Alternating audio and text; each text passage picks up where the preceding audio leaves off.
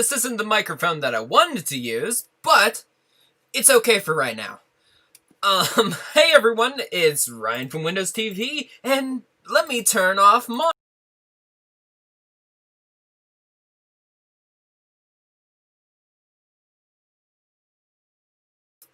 There we go. Okay, great, now I can't hear myself. Perfect, but the audio should be going through. Hey everyone, it's Ryan from Windows TV. This isn't the microphone that I wanted to use, but I wanted to get something here, just to let you know that I am here, trying to use my Blue Yeti, you know, the thing I paid $200 for instead of the built-in microphone on my computer. So, yeah, while I get that set up, or figured out, I just wanted to see how everyone was doing today. I see we got CEO 100 Abel in the chat there. It's nice to see you, buddy. Hope everyone's doing well, having a great time. It's the start of the holidays, so I'm pretty sure Hanukkah started already, for people who celebrate it. So happy Hanukkah to everybody who celebrates it. And Christmas is next week, so that's very, very, very exciting. Ray did shopping for the family, got them gifts, got that all situated out. So I'm excited for that. I'll give you a little smiley there in the chat, CEO. Do you know how long I've had a tap? Oh. Well, hey, thanks. I appreciate that. Go ahead, type that in the chat, because I know there's a little bit of a latency there. Hey, Fiery the Wolf, how are you?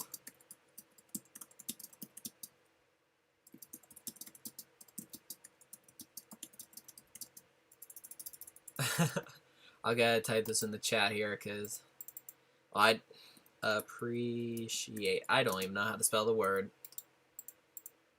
I want to be an English teacher. Look how terrible that was. I can't even spell the word appreciate. I wanted to be an English teacher. So, while I figure out the issue with the microphone, why the Blue Yeti isn't coming through, doing well, having a little issue with my Blue Yeti microphone, but other than that, you know, doing pretty dandy. Let's try to... There we go, Yeti stereo microphone. So I'm just going to swap... I'm going to turn that on. And there we go. Now you should be hearing two of me, so let me... Oh, I broke it. What happened?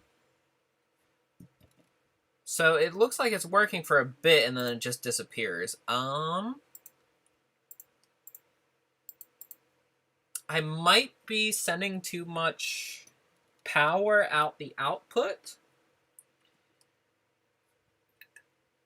or it was muted. One of those two. I mean, if needs be, I'll use the computer's microphone, but you know, I was kind of hoping that I use the thing that I paid $300 for. Yeah, Christmas is in 7 days.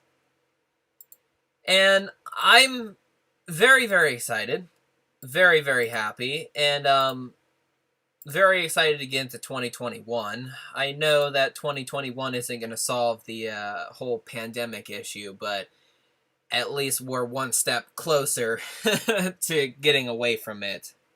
And you know, that's always exciting to hear, because I know a lot of people, it's been a crazy, crazy ride. Crazy ride for a lot of people, and you know, we really need we really need the world to go back to normal. A lot of people going through a lot of tough times, depression. I know around the world it's just not, wow, it's crazy, but yeah, that's just how it is. And I'm hoping that with the vaccines that are shipping around the world, things start getting back to normal. I'm trying so hard to get my microphone to work. It's not showing up in OBS, which is weird. I'll go ahead and unplug it one more time and plug it back in. I'm probably drawing too much power through the USB hub, so maybe I'll check if I have another spot on my Mac here to plug it into. But honestly, I thought I was... Oh, yep, there goes my second display. That's wonderful. Yeah, I think that might be what's happening. So, oh, okay, there's two of me now.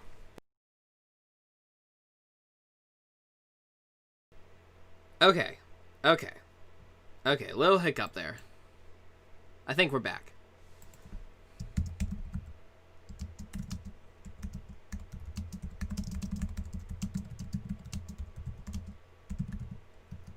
Okay, I think we're back.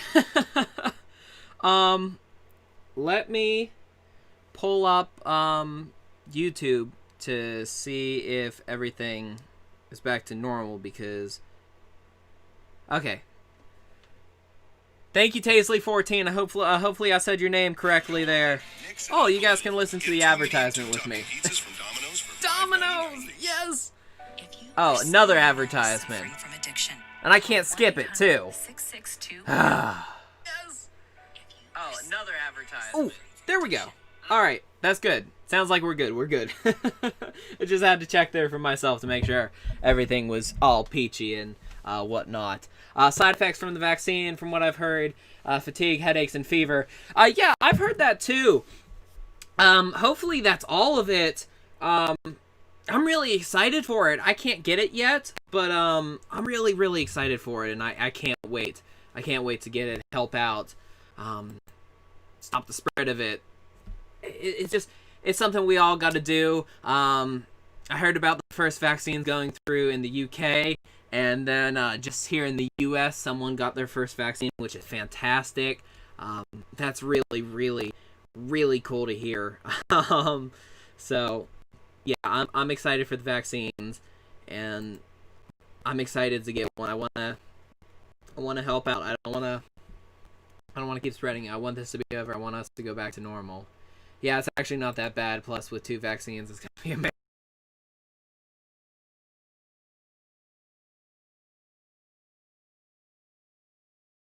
Company, or maybe that is Pfizer.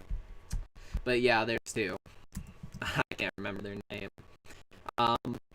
But yeah.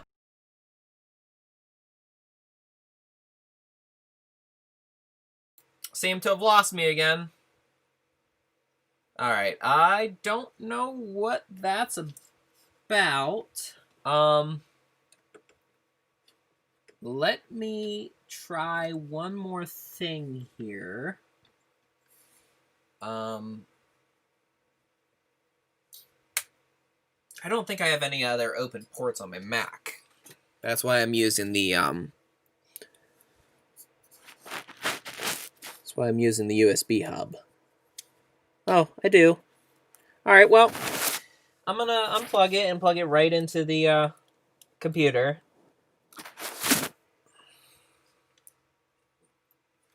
Maybe that's what the problem is. Maybe it's the USB hub. I'm not entirely sure. Sorry for the rocky start here. I don't normally use this Mac for streaming, but today I am. So I do apologize for being up and close into your grill.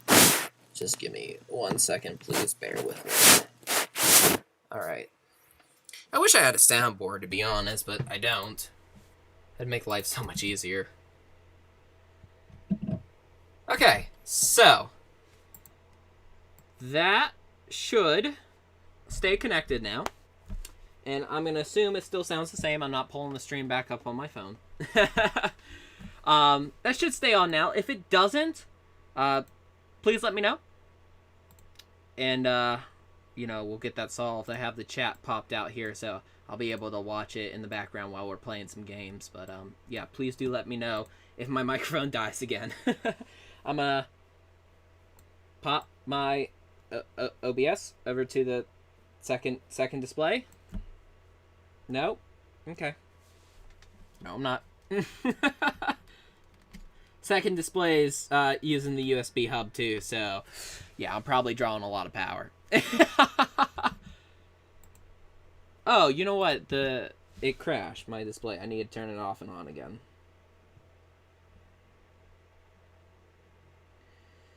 You gotta love janky setup when you're on a budget.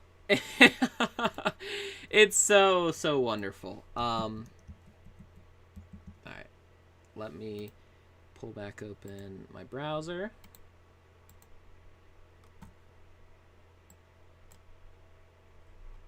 Can I hide? So I put the chat in pop-out mode, but can I hide the, I don't think I can. That's a shame. Alright, still looks like we're streaming. That's good. Okay, second display. You want to work now? Yes, it does. Great. So let me just pop OBS over there so that it's out of the way. I can still monitor things. So, yeah. Glad to hear everyone's doing well. The vaccines, of course, excited for that to come out to everybody. Today we have a very, very interesting stream. We're going to be playing 2 Humongous Entertainment's games. We're going to be playing Spy Fox 1 and Dry Cereal. Hopefully I haven't played this before on the stream. And if I have, well, we're just going to play it again. And then we're going to be playing something different, which I know I haven't played on a stream before, which is going to be Moonbase Commander. Both of these games are going to be played in ScumVM, just because the fact that Moonbase is really hard to set up on a Mac, and it was a lot easier to do this. So we're going to play Spy Fox, Moonbase Commander. We're going to be playing a little bit of Minecraft, and then we are going to end the stream out with Box Critters and a special interview with the special Snail that I'll have on a little later today. So I'm very, very, very excited for that. Gonna be the first time talking with him, and I hope you guys are excited too. So let's pop open. I have Nintendo Wii port of Spy Fox 1 and the demo version Moonbase Commander. Haha. And yes, it does sound fun. Thank you. Yeah, I have Pajama Sam for the Wii. It's a really interesting thing. Those games were made with the source code, but yet they still use ScumVM. I don't really know. I guess they didn't have the budget to like make a Sputnum container for it. Which, I mean, that's fine. That's fine. But, you know, it's still interesting. So, let me pop open the ScumVM window here. Let me just quickly go into studio mode. See if ScumVM is loaded in. And okay. That looks great. Let's do a fade transition then. Awesome. So I think everything's loaded in there. That's good. Hopefully you can see what I see. And I'm just going to press play.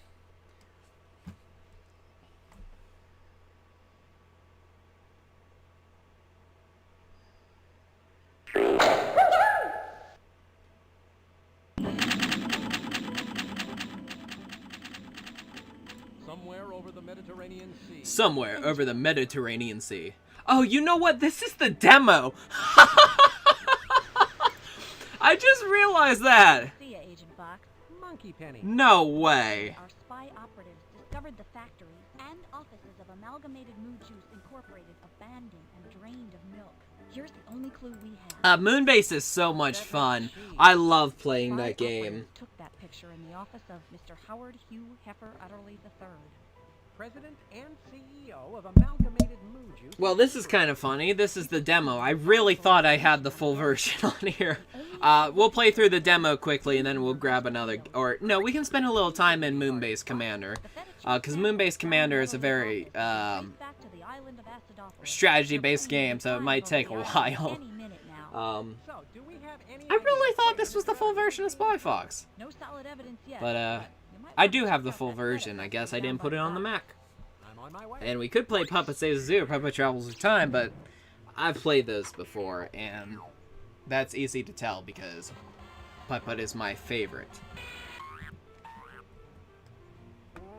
I've always wanted to try that.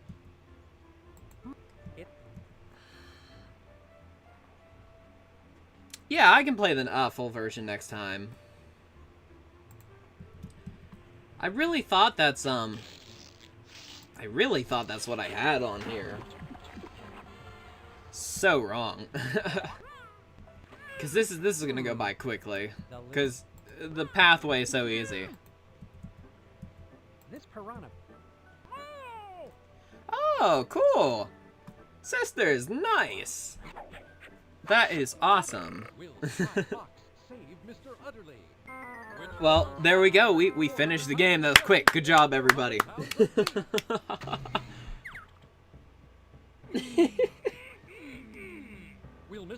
Will Mr. Utterly fall through the ice? Piranha utterly strip a cow to the bone in seconds flat. Find out all the answers and more. Wow. Buy box in dry cereal. Good job, everybody. We finished the game that quickly. Oh, BRB is up. Shouldn't be. Good job, everybody. We finished the game. Wow. I'm so proud of us. Alright, well, hey. Let me quickly see what I have on this computer before I start up Moonbase Commander here. Yeah, Puppet travels through time, Puppet saves the zoo. I usually use this computer to record stuff, and the last time I recorded something was actually for Puppet Saves the Zoo. If you guys didn't know, George Sanger has released all of his music that he has done for Puppet Saves the Zoo, Pajama Sam 3, Freddy Fish 1, Putt-Putt Pep's Birthday Surprise, I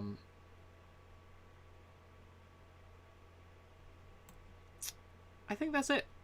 But yeah, check out George Sanger on, it's not Vibe Deck anymore. He is on, wow, I can't even remember the name of it. Bad memory. Bandcamp. Check him out on Bandcamp. If you haven't already bought the music, go ahead and buy the music. It's really good listen. I'd highly recommend it. Alright, so we're getting Moonbase Commander set up here. Go to 2x scaling. Apparently there was a...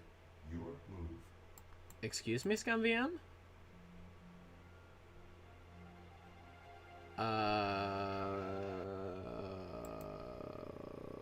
Oh. Division by 0.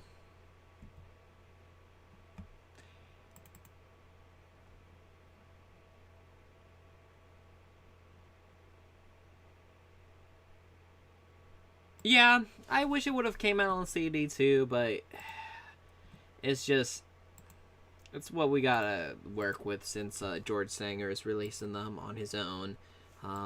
It would have been nice if Tomo was aboard with it, but they weren't. They're all about making money, yet they keep avoiding the ways to actually make more money. I think they don't want to spend money to make money, which is a little upsetting. Oh, this is weird. Moonbase Commander's having trouble playing in large mode. Well, I guess I'll just play in small screen. It might be a little blurry for you guys, though. That's, we'll make it work. We'll make it work here. Bum, bum, bum, bum. Bum, bum, bum, bum, bum, bum. Bum, bum, bum. Moonbase Commander. Welcome to Moonbase Commander. Whew, that's tiny now. I'm gonna have to bring OBS back over to my main screen here. See, this is actually one of the things about a Mac. This is why I don't stream on this that much, is because they have to make so many they gotta jump through so many loopholes just to get things to work, and it's not OBS's fault. It's Apple for not giving you the ability to do this stuff. I don't understand why they have all these powerful machines, yet you gotta jump through hoops just to do something. But and you know, it's what it is. So all right, ScumVM, there we go. We'll pop that over back to the second screen, and hopefully you should be able to hear that too. A female voice in Moonbase Commander reminds me of the one Hot Wheels. Oh yeah, you know what? You're right. It does. I've never really connected that until now. So, you know, that's pretty cool. Alright, so we're gonna play a little challenge mode here. I don't play Moonbase too often. All my save files get deleted. And I just finished Day Wolf, I think, on my PC. This game's really, really fun. I have silver medals in Niceco and Day Wolf in their first ranks. But other than that, you know, they're all bronze. This game is... See, this game is really, really hard to understand. You want to get as much energy as possible and take down your opponents as quick as possible. And you don't want to get hit. Sometimes it's better to get energy. Sometimes it isn't. Sometimes you should just play with the energy you have. Oh, Scum VM's having its issues right now. Oh, it's to be expected. So we might get a crash in the middle of this. But there's nothing I can really do because the game can't really be installed on a Mac. It can, but I didn't have the opportunity to do it. Hey, look, there's the chat. Okay, so this first level here, we got to get to all the energy poles. I think there's another one. Maybe I'm wrong. But, yeah, there's one up there. There should be either 3 or 4 on this map. It's either 3 or 4 energy fields. And we need to get to every single one of those. Your turn, Commander. Your turn, Commander. Yes, I know it's my turn. But we have to get to all of those. So, let's start... Oh, wait, there it is. So, there's the other one, and the other one was up here? Yep. Great. So, we need to go zigzag. I think she does have an accent. If I had to take a guess, I would say it's British. Your move, Commander. If I had to take a really wild guess, I think it's British. But, I'm not too sure. I don't know if anyone saw the video that Rebellion made regarding their trailer for Moonbase Commander. They tried to find someone who could sound like the Niceco lady. And you know what? They did a pretty good job. And I saw in the comments, like, nice job with your wannabe Niceco. And I'm like, wow, that was a little harsh. I think they did a pretty good job. Oh, Good shot, yes. Commander. You have placed the collector directly on the energy pool. Your turn, Commander. Huh. Well, that's good to know about the voice actress for the Hot Wheels. Entirely American. You know what? They could be the same person, but I mean, that's just because they sound like. I don't know. I don't know if she's credited. I mean, let's quickly check in here. I mean, this is just a help menu. Maybe we can take a look at the help file and see if the credits are in there, and then maybe we can get a name. Maybe we can get a name about who the Niceco voice actress is. Oh! Yes! That was a good throw.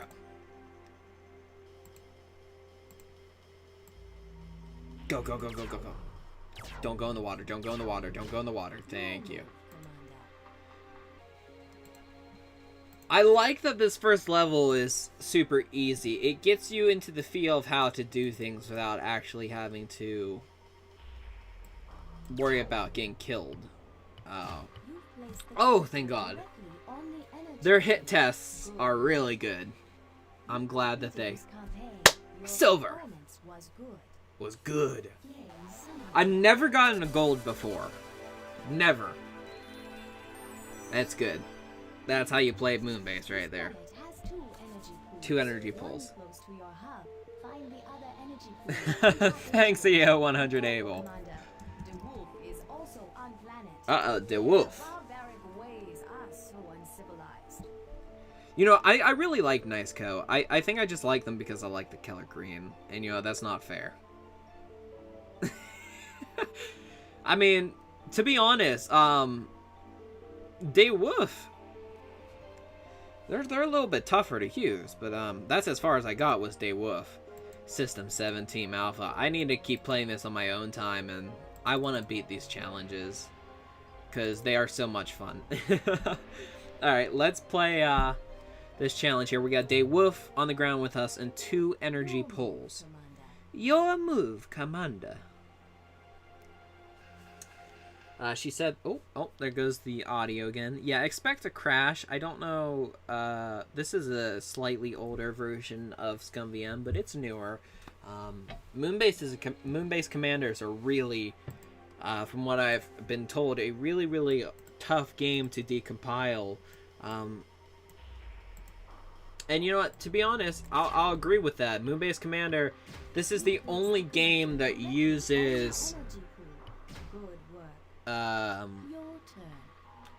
is it 256 colors, or is that what every Humongous Entertainment game uses? Well, this is the one that uses all the colors instead of palettes. That's what I should say.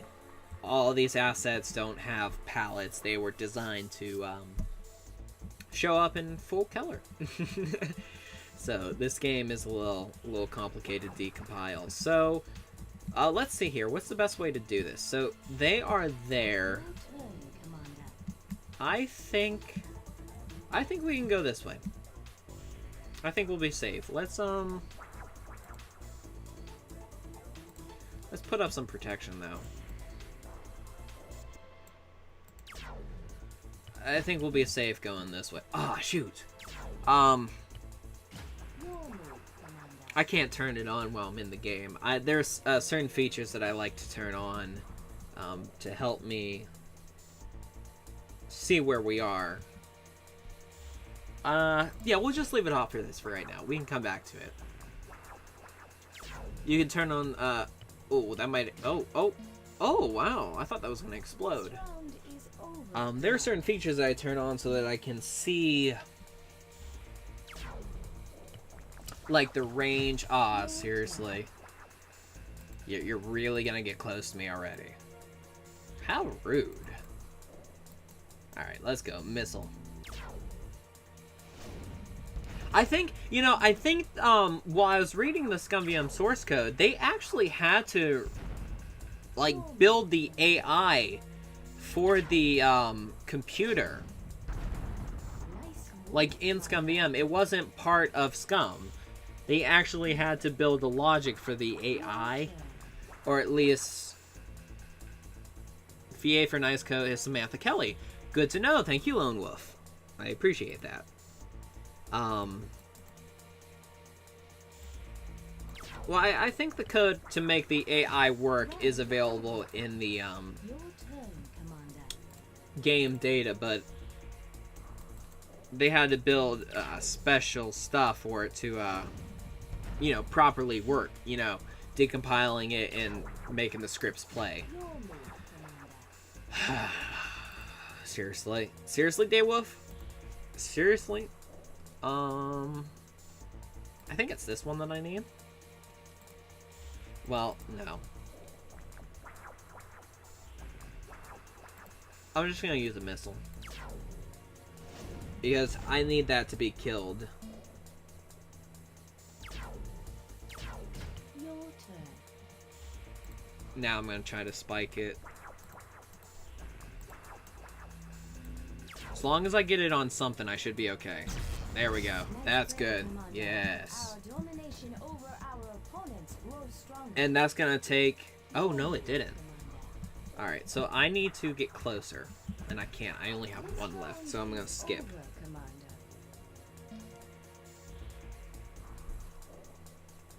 So, Samantha Kelly.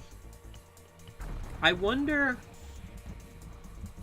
since that information is out there, I wonder why Rebellion couldn't get her. Do you know if she's like a known actress, or is she just like somebody? Like, I guess a C-list actress would be the name. Do you know if she's an A-list actor or something like that? Because that would explain why they wouldn't be able to get her back. I mean, Rebellion, I don't see them spending money on this, but they spend more money on Moonbase than, you know,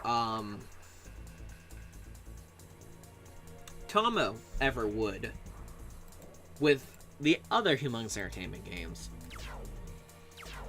I'm kind of glad Rebellion got Moonbase, because it seemed like they took a little bit more care of the game, rather than Tomo. You know, just buying it for the money and then not doing anything with the brand ever again. Samantha Kelly is an American voice actress, so it turned out that she was faking a British accent. I'm not sure why Nezuko was meant to be British in the game. Nevertheless, the sound is a bit identical to the one in the Hot Wheels. Yeah, I don't know. She definitely has an accent in this, but I'm not too sure if it's British. I'll make the guess that it is. Yeah, it's just, and there's an accent for sure. Shot, Commander. You have placed the collector directly on the energy pool. You completed this. Oh, I got a silver. Level rating. Perhaps next time Ooh. you'll do better, Commander. Game summary. I feel like I've gotten a silver before on that level, but Commander, the wolf has landed. This planet could potentially be very profitable for us. Destroy the savage's hub and claim the planet for thank our you. own. Thank you, I appreciate that. I'll give you a little thank you in the chat too. Just because of the latency on YouTube. So, DeWolf is on here. I need her to read that again. This font's a little hard to read. This planet shows a high reading of resource levels. We want this planet, but the Wolf Industrial has gotten there first. Remove this nuisance from the planet and claim it as our own. Okay. So I think we just need to get DeWolf off the planet and collect energy along the way. I don't think the polls are important on this one, but we will. So where is DeWolf? Are they? I see them up here, but okay, I see them. They are. Oh, you know what? Before we start this, let me turn on this. You know what? This might actually cause a crash, so maybe we'll see, because the game hasn't crashed just yet. We'll see if this actually does it.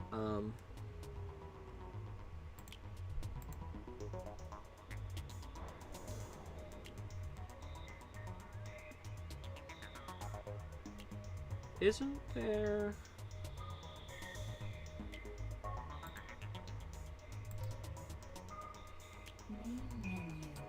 How do I?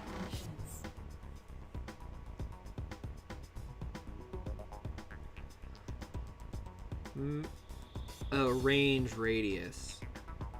Okay, that's what I want to turn on.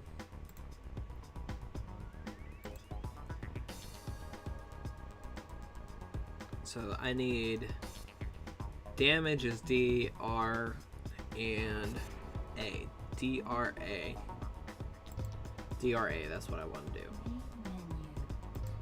Hopefully that doesn't cause any issues. Like I said, I know ScumVM doesn't fully support.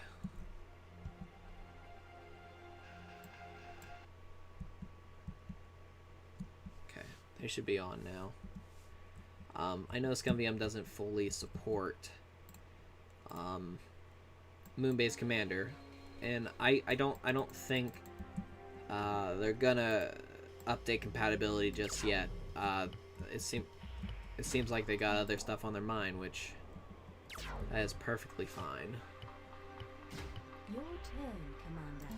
I'd like to see some Round over, Commander. Improvements on the compatibility sometime in the future, but right now it seems to be running pretty well. There's a bug when it draws an AWIS file and it crashes. I'm not sure exactly what the bug is, and I don't know if it's on the bug tracker or not, but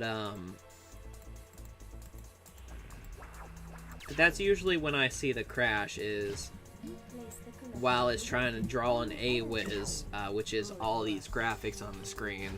Your turn, Commander. And you know, that's something else interesting about Moonbase Commander. This was one of the first games that I'm pretty sure didn't use room backgrounds at all. And I think that's because the WIS files, which are objects, they were already pretty much modern, and it's easier to it was easier to set that up then. But this game does have rooms, Round is over, Commander.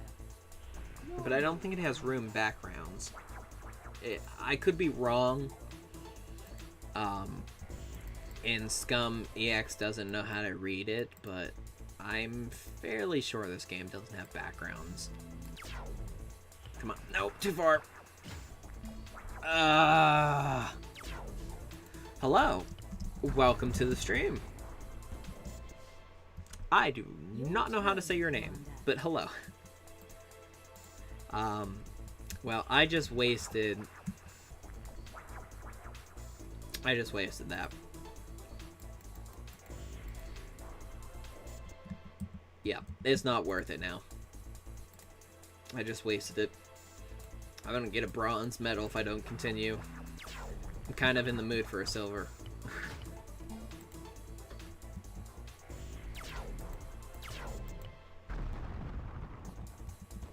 Alright, smart camera might have been an issue. Round over.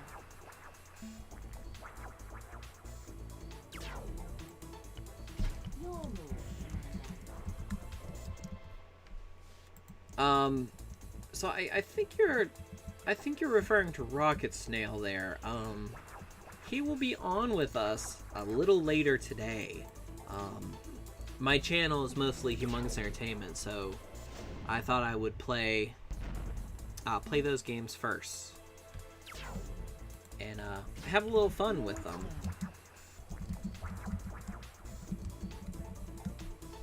But the stream's not going to be too long, maybe about an hour or two. Well, we're about to hit an hour, so we'll go for 2. We'll take a break midway through. nice move, Commander. Oh, I should have spiked that. Your move, Commander. That was... I mean, if I can reach it, which I don't think I'll be able to. Humongous games are fun. Yeah, I really like them. Let me see if I can spike this from here.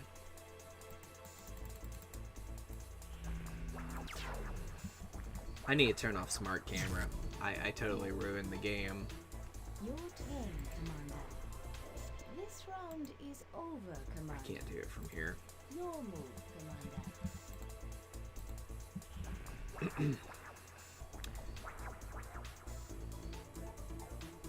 Okay, I'll see you in a little bit, CO100 Abel. Thank you for stopping by. I'll see you in a little bit, okay?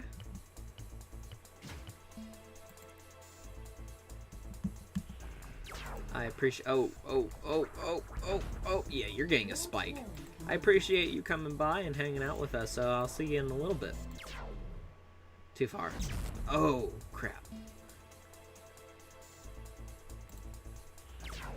Nope. Your turn. Yes.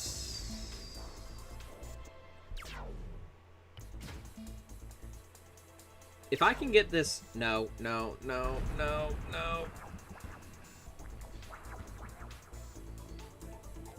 over, Commander.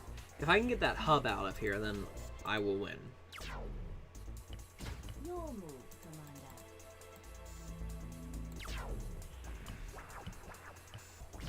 Your turn, Commander. damage a radius. I'm pressing R for radius. It's not showing me the radius. It should be showing me the radius of...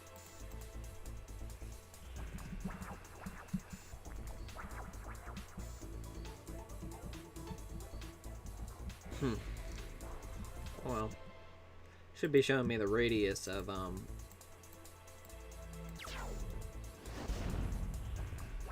turn. Ah, shoot. Round I'm gonna lose that. That's gonna come back on the next round. Alright, it's fine. It's fine. I just need to take out this hub, and then the game should be over. I don't know if you can tell, but I'm actually trying to pay attention. Oh, wait a minute. your turn. No, that's their main hub right there. This is not their main hub. Or is it? No, it's not. This is their main hub. I'm wasting energy on that hub. Oh, it was! Okay. Never mind. I thought that was the main hub. You've completed this campaign. Your performance Oh was my good. god, I got a silver! Someday, What? Boy, let's go! I must have... Wow. You know what? I'm saving that. Hello? Hello? Okay. Oh, there we go. We're gonna call it Hot Dog. I've never got this many silvers before. Holy crap. Let's take a look at the game summary here quickly. I had more energy than them. I mean, I did kill one of their things, but I think they only got one. I think they only had one. They had more accuracy than I did. I mean, that makes sense. I missed one of those poles. Okay. Wow. That's pretty great. Commander, your mission is to locate and Give me 1 second, game. I want to turn this off. Range radius. Let me change this. Wow, yes. Let me change that. Sensor unit, yep.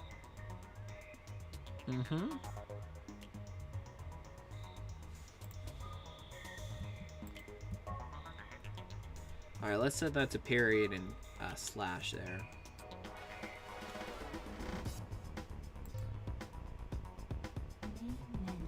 And that should give me what I need. challenge. Let's see what this challenge is. Commander, your mission is to locate and destroy the Wolf Industrial. You have limited visibility, so you will need to send out spy balloons or towers to increase your field of view. Okay. We can do this. We can do it. I believe in us, guys. I believe in us. You believe in us? I believe in us. Alright, let's do this. Your move, Commander. When we move on to Minecraft, I think I don't know if I want to open up a I'll open up a creative world. Okay, we'll play a little bit of survival and then I'll open up a creative world. I really want to check out the new 1.14 cave update features. Alright, so hopefully all the things... So if I'm not mistaken, there's either a pole down here or it's up here. So I'm going to throw my balloon. And this game is... It's a lot of strategy, but it's good to replay. There it is, yeah. It's good to get replay value out of it, just so that you can learn how to play and get better results. Because you learn where everything is.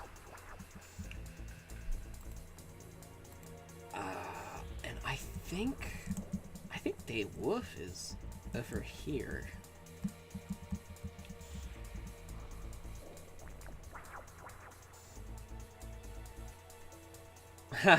Yes. Play the Spy Fox demo. Your turn.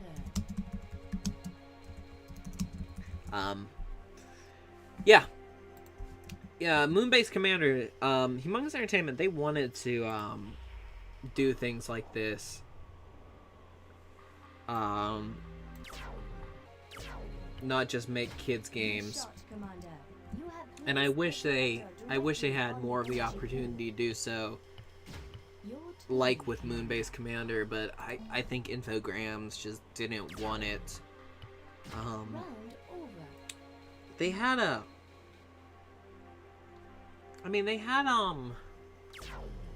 I really wish they got to do more of these, and I really wish they got to do Mishap, A Gas Pocket Adventure, Aliens Ate My Cookies.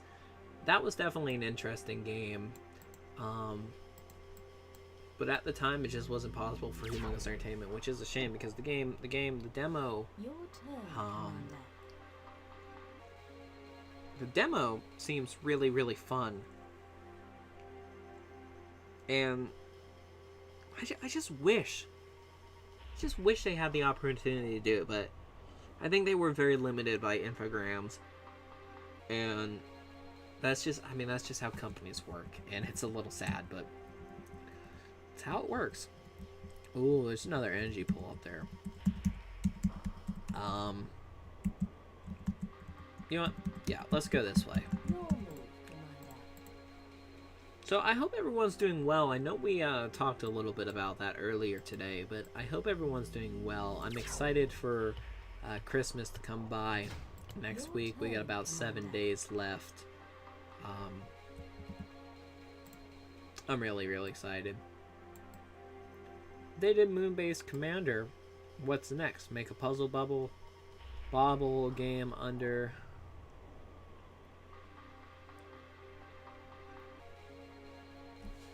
See, I don't know what Moonbase would have done next. Your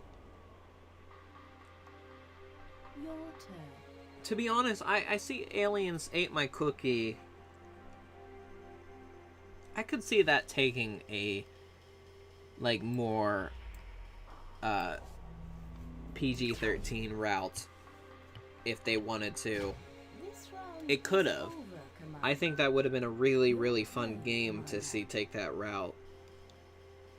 But Moonbase Commander is just, it's not really a kid's game. It's not really like, you know, GTA. It's more like, well, this game is more family orientated. It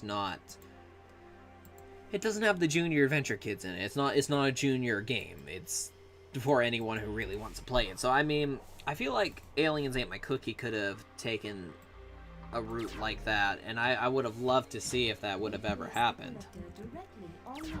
But wait. Oh no. Oh no. Oh no. Oh no, they're down here. Oh no. Oh no. Oh no, they're down here. They are down here. Oh no. Huh, all the Minecraft people are live right now. Clash of the Creators, more competitive Minecraft. Oh no. Round over. That sounds like something they were advertised to do. Gotta make money. Your turn, Commander. Okay, so these guys are here now, so I'm gonna... But, the Junior Adventure games, you know, I don't know. I'm really curious about what else Humongous Entertainment could have done. I could see them doing more games like what LucasArts did. Monkey Island style. Could have been really fun. They will soon fall to our superior gameplay. Could have been really fun. Honestly. Nice play, Oh, there's another... Our domination over our opponent. Let me see what's more important. Your move, Commander. Let me take out their balloon. I saw that was over there. Let me take out that balloon. Go, come on. There we go. Your turn, Commander. I didn't know if I had enough visibility or not, but...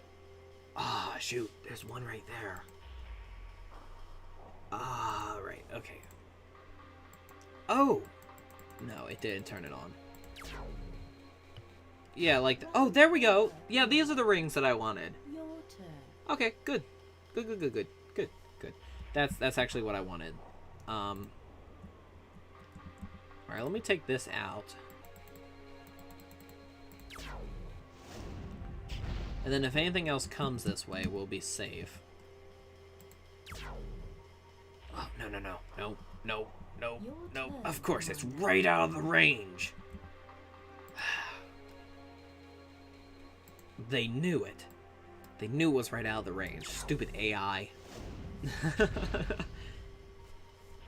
I'm gonna waste all my energy points on this. Oh my god. There we go. Thank you. Your turn. Okay, so I need to get another hub out. And you know, hubs are really good for protection too, because you saw me use the spike on the last round. The more hubs you have protecting you from the enemy, the safer you'll have from the spikes. They won't actually hurt you as bad. So I really like using these a lot. Come on, right there, right, stay, yep. Good. You will get maximum energy from it now. Your move. Let me throw out a balloon. And then maybe I'll skip the turn. It's also good to skip turns, too. Get more energy. Yeah, you're right. You're right. Don't waste energy points. I'm actually going to skip right now, get some more energy points right there.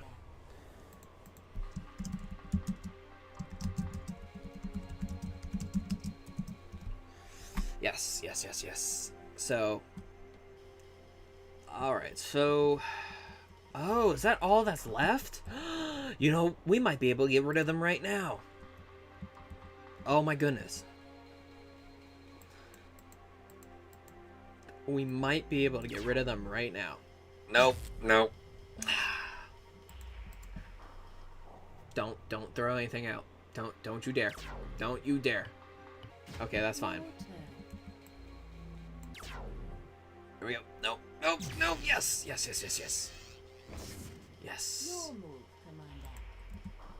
Alright, let's get a little more this way. And there we go.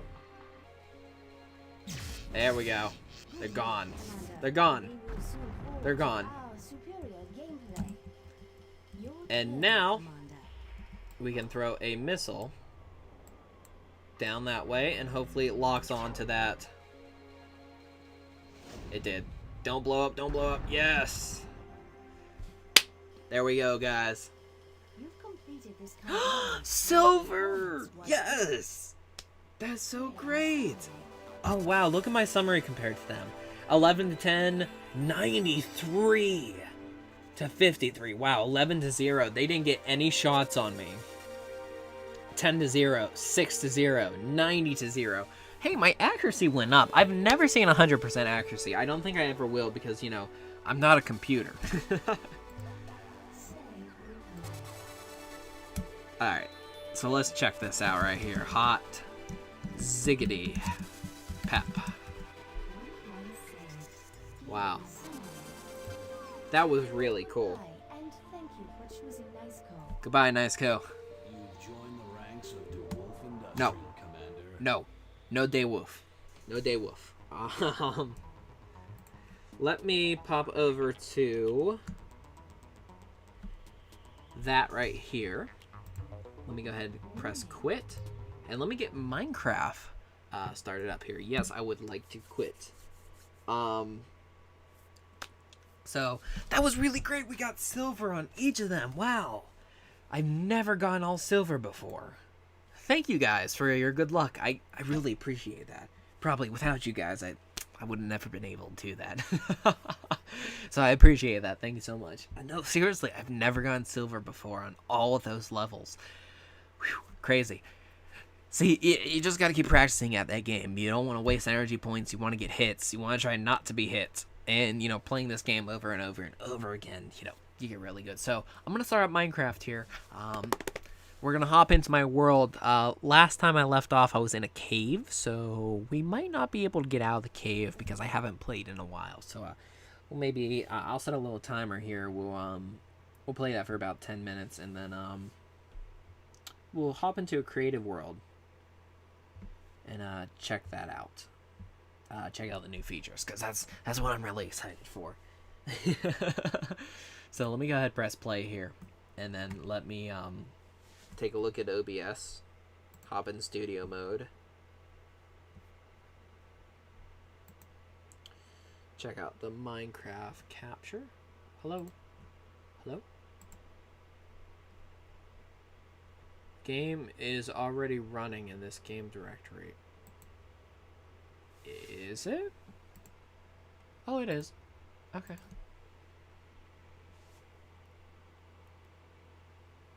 Oh no, who else is... Dan TDM. Why did Dan... Oh, I hope Dan TDM's not following on that trend. Why is he live? Oh, he's playing Fall Guys. Cool. Good for him.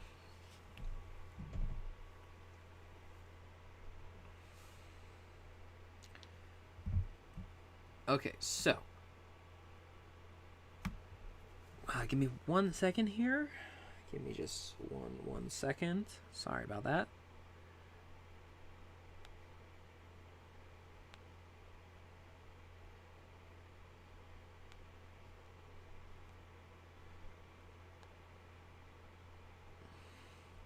Okay, that's taken care of. Let me pull over the chat. I'm excited to see the new caves. I'm really, really excited. So very, very excited.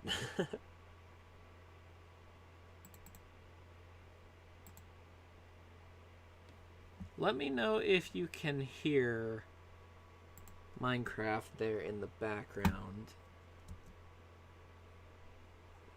Alright, I need to drag OBS back over. I can't see it on my second display. I have a really, really small desk, and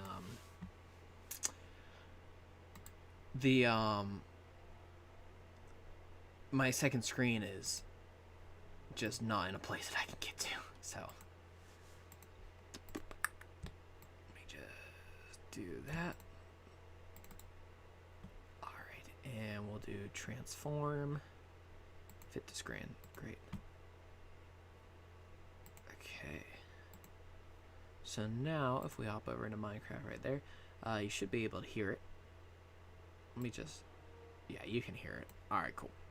If need be, I'll just turn up the audio a little bit more, but you should be able to hear it. So, let's play a little bit of survival first, and then we'll hop into a... We'll hop into a creative / spectator world, and we'll check out some of the new features. Yeah, since we're streaming now, Minecraft ain't gonna load. How nice. How nice. Thanks, Minecraft. Oh boy. Oh boy, oh boy, oh boy. Alright, here we go. Let's play a little bit. Oh, yeah, so we're in a cave. Let's check this out here. Pull back up. Yeah, I usually save Minecraft to the end, but since we have RocketSnail coming... Ooh, that's choppy. Since we have RocketSnail coming on with us later today, I thought it'd be appropriate to do... Thank you. Thank you, Fiery the Wolf. I thought it'd be more appropriate to do...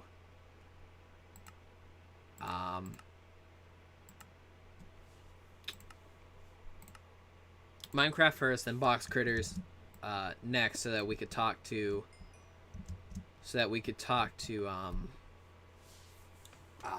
Lance at the end. And after we're done talking with him today, that is going to go on SoundCloud and also on Apple Podcasts if you want to listen to it. It'll be a little bit of a higher fidelity version because it'll get the raw recording instead of the version on YouTube. So I am going to have to upgrade my SoundCloud account before I do that, though. I got cobblestone in my inventory. Well, it doesn't matter. I could just mine my way out.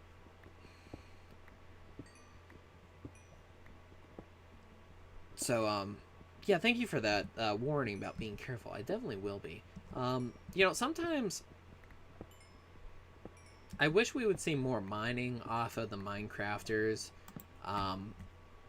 like on Hermitcraft. You know, I want to be a little blunt about something about Minecraft YouTubers. It's a shame that they have to follow the trends. I know people like Think Noodles, and I'm not gonna get too crazy about it because he just had something happen within his family. He lost a loved one. I'm not gonna talk about it too much. It's not something for me to talk about. But if you want to figure out what happened, just go and check out his Twitter. I feel really sorry for him. No one deserves to lose someone that they care about that much. Especially when they're your best friend. New recipes. Excuse me, I've gotten gold before. I have a freaking gold apple in my hand. Anyways. I don't... Ooh! Okay! What? What? What? What? Why aren't I on fire? That was weird. You saw that too, right? Okay. I'm not gonna complain. That was really, really weird. But I hate it when Minecrafters say that they're Minecrafters and then they're just doing it to follow the trends. Yeah, I know, right? That was really weird. I didn't get burned from the lava. Oh, this video is so choppy right now. You guys are seeing something really, really bad. Let me see if minimizing OBS will help.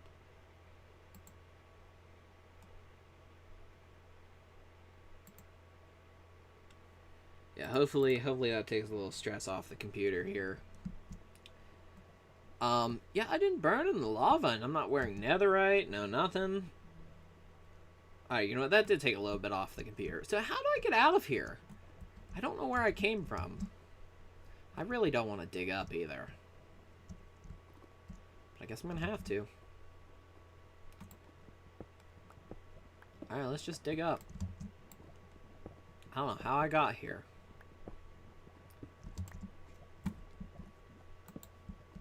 Yeah, let me get these.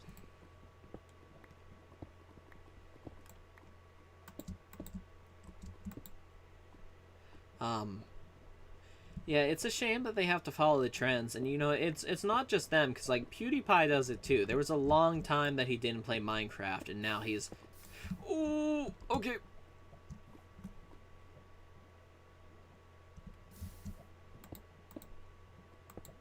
And now he's back at it playing Minecraft again. Yeah, I don't know. I can't seem to find where my trail was. Like my torches, they stop here. Like oh no, that's just lava. See, like I have a torch here. Ooh. And then a torch over here. And that's all I got. So I'm just gonna have to dig up. But yeah, like I said, same thing with PewDiePie. Like, just if you don't want to play Minecraft, don't play it. I'm sorry that it doesn't get much views on your channel, but people subscribe to you for a reason, and that's the reason I don't play Minecraft on a daily basis on my channels, because no one subscribed for that. And I've stopped watching a lot of people because, you know, they don't make content that interests me anymore.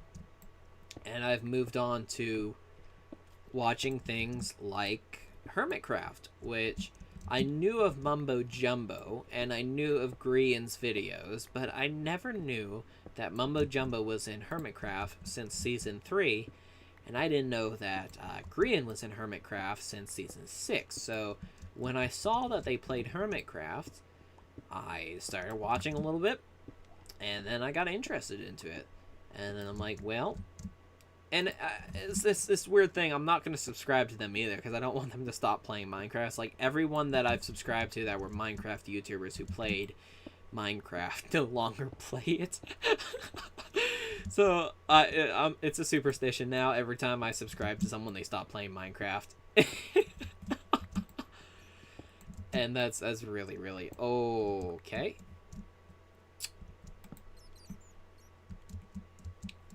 Let's just try to go up here. And so I'm like, well, yeah, I'm not gonna subscribe to them, but I check on them daily. I watch their videos, and I think it's really cool. Okay, nope. Let's just go back. Let's go back. Go back. Going back to where we were. Going back to where we were. We can. Yeah, let's do it from here. Let's just go up, and up, and up, and up, and up. And if we don't find the surface in time... Oh, I didn't start my timer.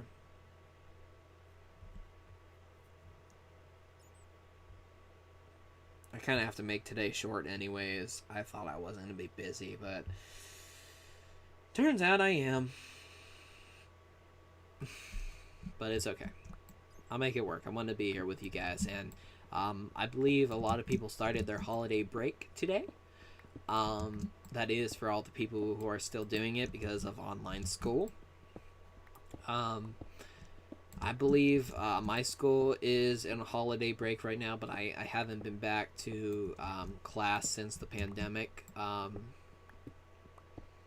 studying computer information and technology and becoming a film technician, and I'm not going back because I'm not wasting my money on something that I might get thrown out of and be put online.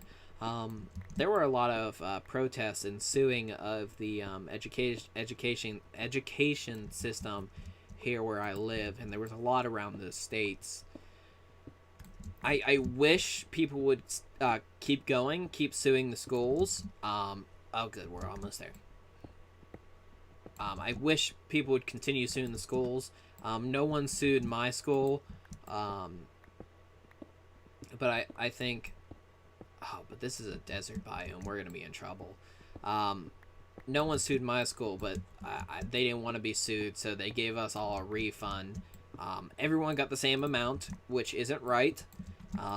Some people paid more than what I paid, and yet we all got the same amount. For the people who didn't pay that much for school, good for them. They got a good refund. But the people who paid twice as much, I was told that they got the same refund. And you know what? That's not cool.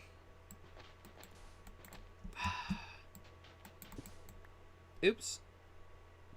Why did I think that was gonna work with a block in my hand? Excuse me. But yeah, be careful with sand. I'm there for sure.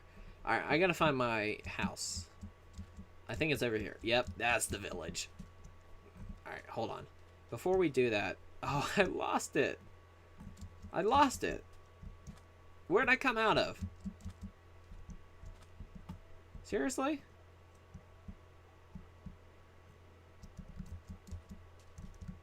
Where did I come out of?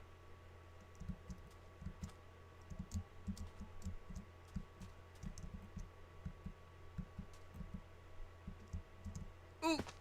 Oh, okay. Where in the world did I come out of? I want to put some blocks there.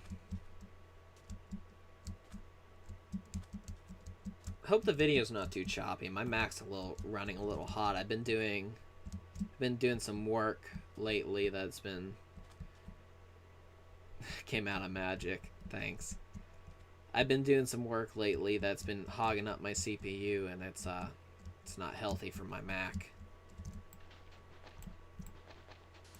Alright, well, I'm back on the surface. That's all that matters.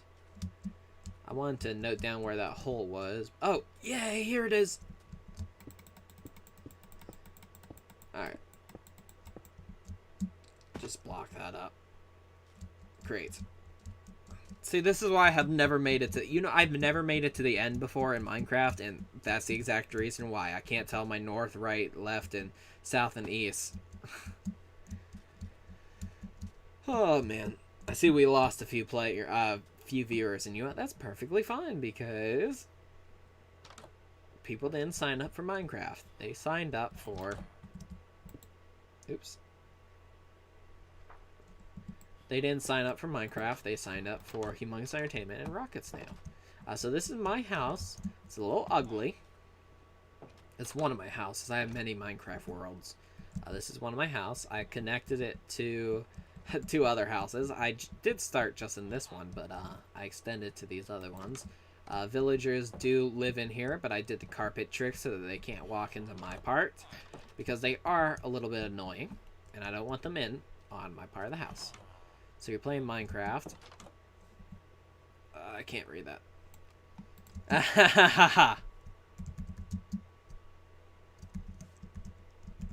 Nice. Nice. Minecraft is really, really fun. So let me see what's in here. I'll just throw you in there, throw you in there, throw. And you cook this, right? Yep. And I swear I had a normal furnace. Oh, yeah. And you cook that. And is my valuable chest still in here? No, it's over here. Oh, that's not my valuables chest. What? I thought I had a valuables chest. Maybe it's up here. Okay. Oh, there it is. Okay. So. Valuables. And redstone. I'm playing on the new worlds right now, but I don't think... Oh, you know what? The amethyst geodes do spawn, but I've been across my world a lot, and it isn't worth it to go farther than I already have to find them. So we'll open up a creative world just to check that out. But I'm excited. I do want to check it out, and hopefully we'll do that today.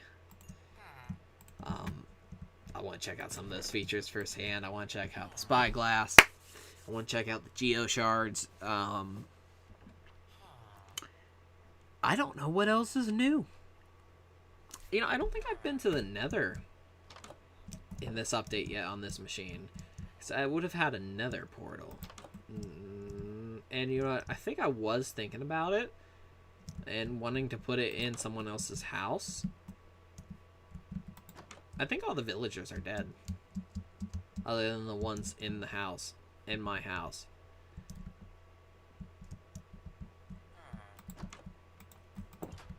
Can villagers use pressure plates? Oh, there's one. There's my head. Oh, they're all alive.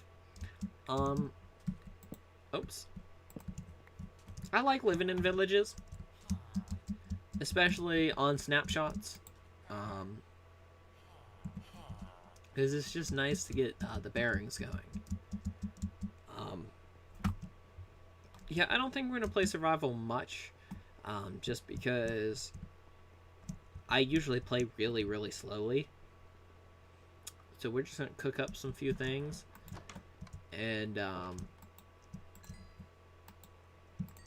put those in there, put you in there, you in there, and maybe we can explode some things. I got some gunpowder. But lots of lava. Yeah, see, that's what I was expecting. Lava. I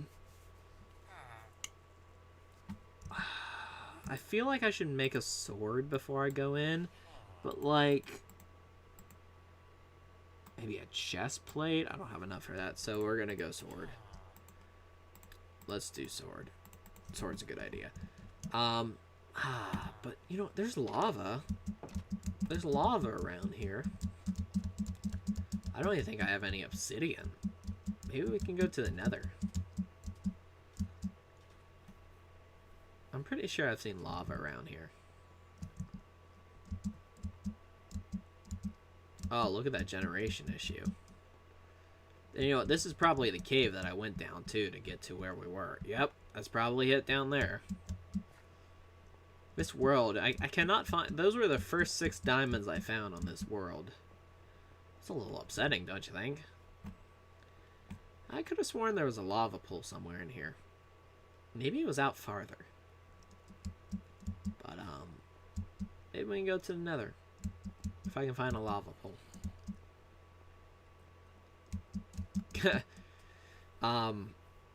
Go to the nether to find a lava pool. But, wait. Already in the nether. There's no reason to, shoot. It's nighttime. Gotta sweep. As BOOs would say. Alright. Let's go sweep.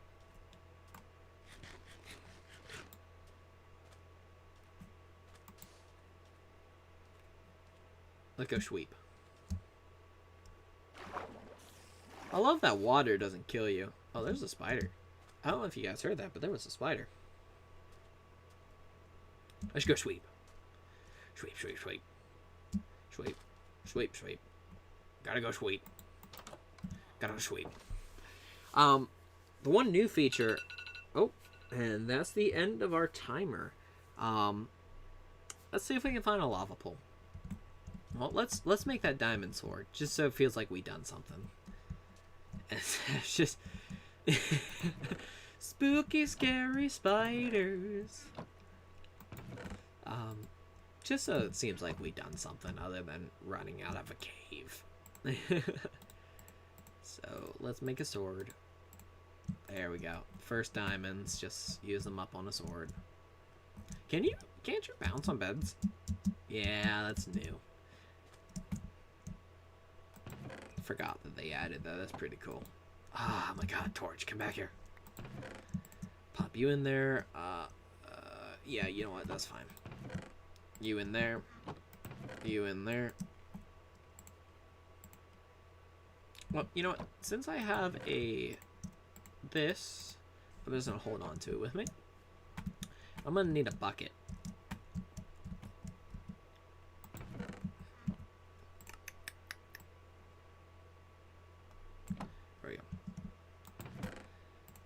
Gonna need a bucket. I don't got any obsidian. Just wanted to make sure. Oh, kitty. Kitty. I'm sure more will spawn soon. I don't have to worry about it right now. Oh, do I got food? No, I don't. We'll just bring this with me. You can eat beets, right? Right? You can eat beets? They don't need to be made into soup? I need to know if they... I need to know if they need to be made into soup. I'm pretty sure they don't. I remember I used to eat beets a lot on Minecraft Pocket Edition. Okay, great. Thank you. Great, great, great. I'll take the beets with me.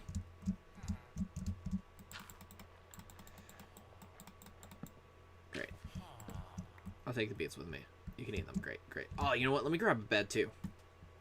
So you can always sweep on the way. And if I die, well, I die. Here, someone make note of our coordinates. And yeah, here, I'll put them in chat. So, 129, 1219, 1219. Sure, we'll get that too. 5, 6, 8. Alright, everyone remember that. Remember that, please. We'll get the Y-axis too, even though it's not important. Alright, gotta sweep. Alright, let's go. Let's go find lava.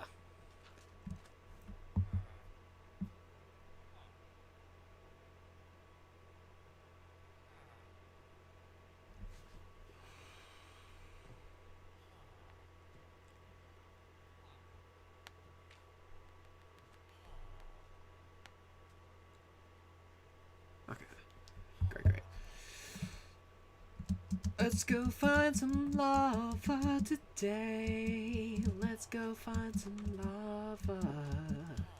All I need is some lava. That's a weird place for a dead bush.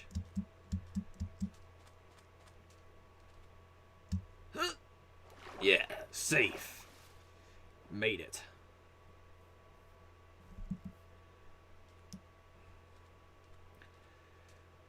Oh, we're not gonna find any lava in the desert, are we? All I want to do is find some lava. How many viewers do we got? Because I know a lot of...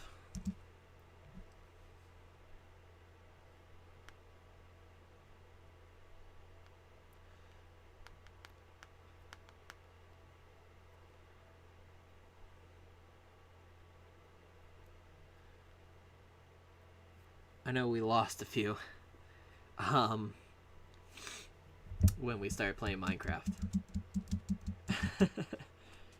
Oh, yay. Well, mine says 6, but hey, if yours says 7, I'll take 7. Oh, 5? 5, okay. Mine still says 6. Maybe I'll get some sheep. Yeah, because these beets, I'm going to run out of food soon, so...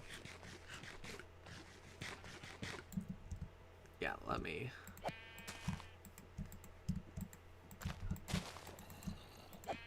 Sorry, bud. I'm going to need your food. Alright. Ooh, a ruined portal? What? I haven't been out this way before? Wait, this ain't a ruined portal.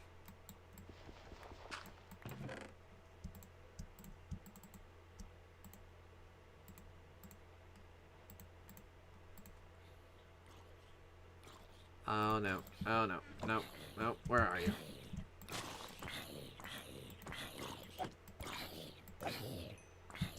Go away. I thought that was a villager. It's a donkey. This is a water thing, a water monument that made its way to the oh, floating grass, nice. That's made its way to I don't need that. I'll take this though. That's made its way to the surface. Do you eat this? There you go. Have it. Good boy. Good donkey.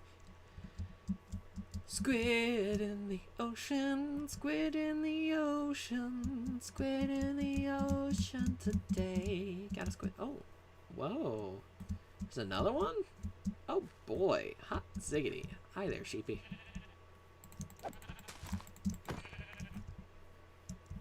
Hi there, sheepy. No chest? No chest. Did I bring a shovel? Nope.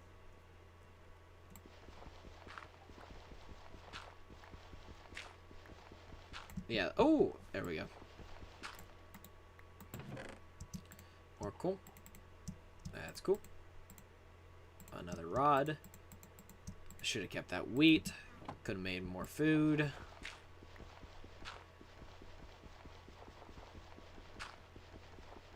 Alright, I think that's all the chests. Let's go. Let me... Can I combine these in my inventory?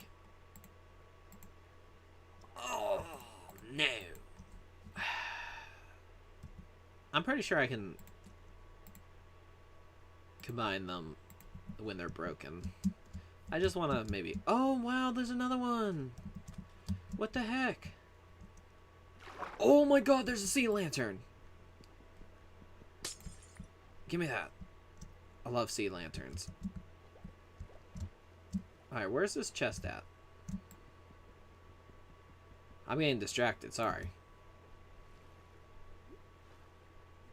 Oh, oh, oh, oh, oh, oh, oh, okay.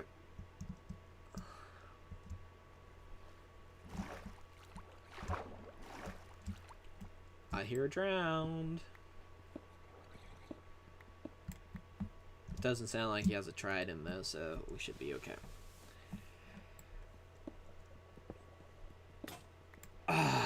Okay. Alright. We're just gonna go back to the house. forget about chests. Actually, you know what? Let me forget about obsidian. Forget about chests. We're just gonna go back to the house as soon as I do some fishing.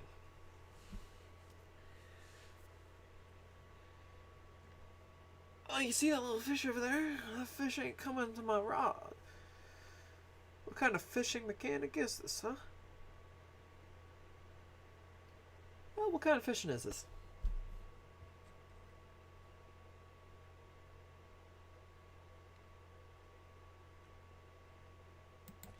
Alright. It's great. It's great. It's great. It's great, great, great. Now I can see why, now I can see why Minecrafters, got the stuff out of the, videos. I don't even have a shulker box. Oh, wait, you know what we could do? Bundle. Or not. Do I need to kill a rabbit? Where were those rabbits? Were they over here or were they over here? I think they were over here. I think I could kill a rabbit first. Kill the fish. Kill the fish. You make a good point. Do I need the food? Pretty sure I do. Where'd the fishy go? Fishy? Fishy. Fish. You remember where those rabbits were?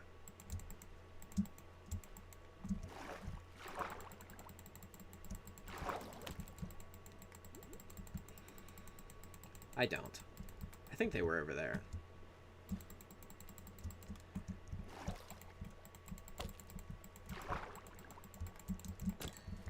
There we go. Killed one.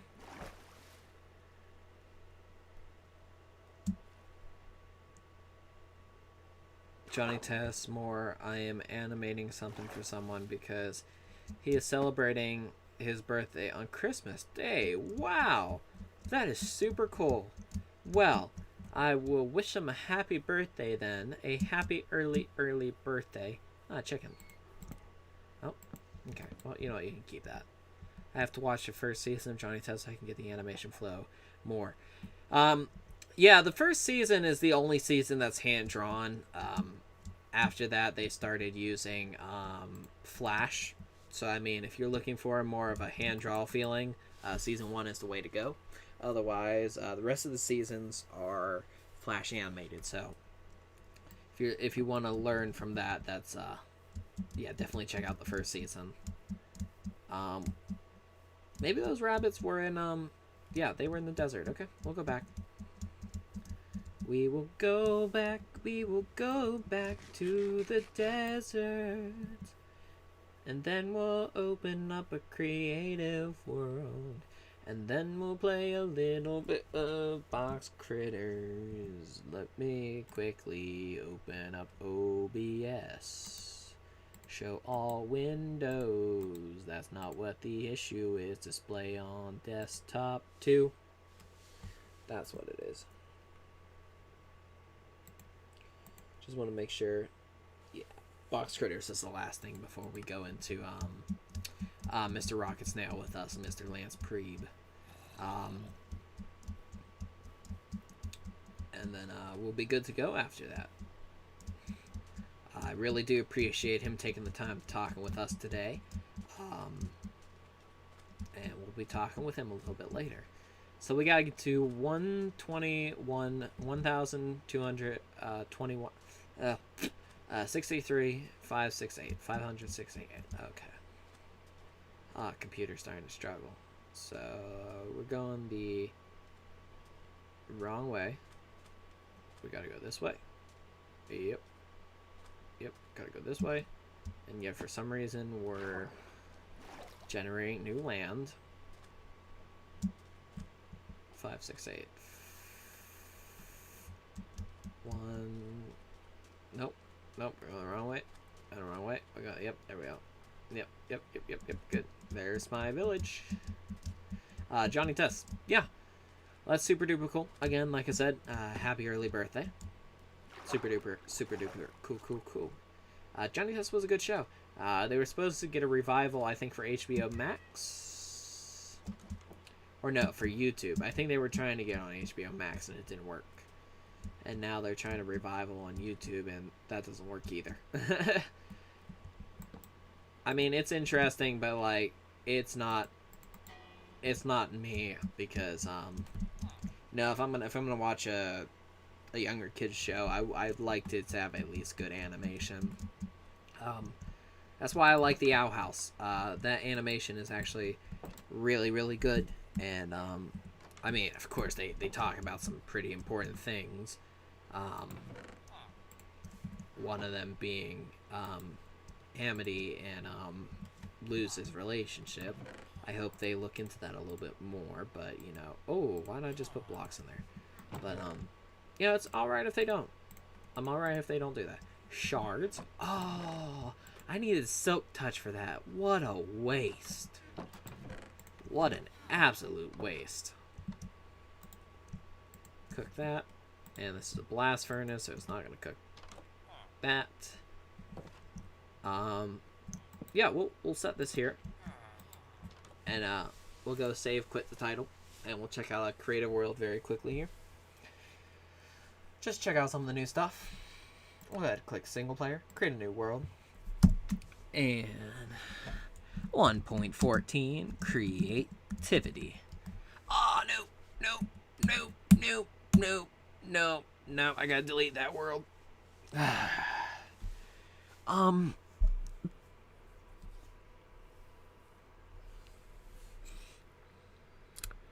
With the stalagmites, that special setting inside of settings, does it still generate the crystals? Because I want to check both of those out.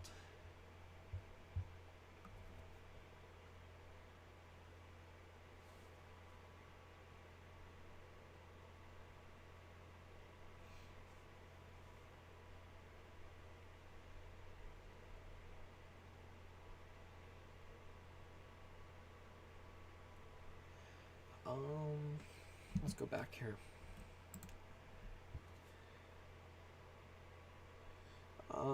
Give me 1 second.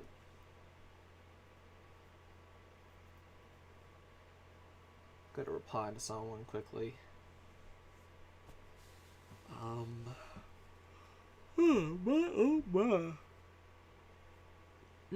Starting to get late. Had a light breakfast today. Should probably go get something to eat. I have a little mini fridge next to me, and I gotta. Oh, that's not good. That's gonna break stuff. Got a little mini fridge next to me with water in it. Take a little small sip as I reply to someone here quickly. If you can, get a mini fridge, put water in it.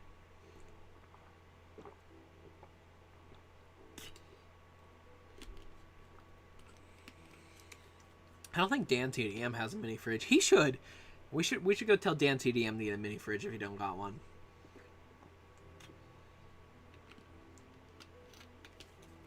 Alrighty. I mean, he probably does. That man is rich. You know you really made it when you get all your money from YouTube. Sorry, give me 1 second here.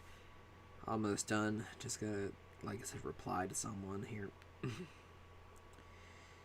Let's see here.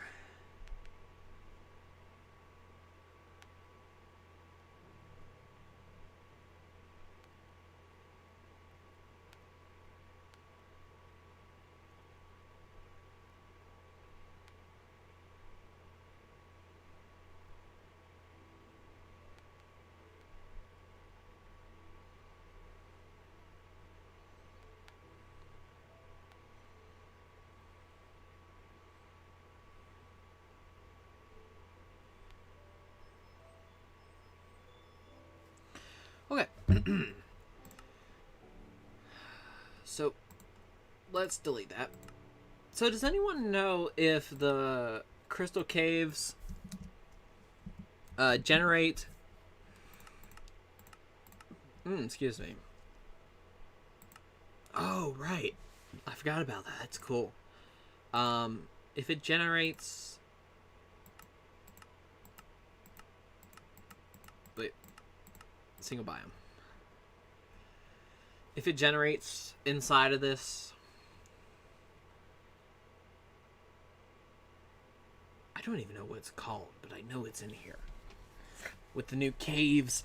I don't even know what it's called. Does anyone know what the name of the caves are called? I should be a good Minecrafter and check the wiki, but I don't want to.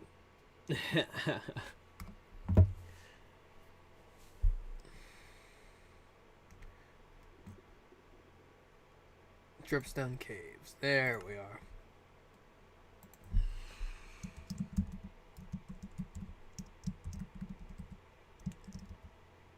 Oh, they don't generate there? Eh. We'll check out the crystals then. His castle. Dan TDM needs to finish his castle. Bonus chest. Alright. Great. Well, we'll check that out there. Dripstone Caves.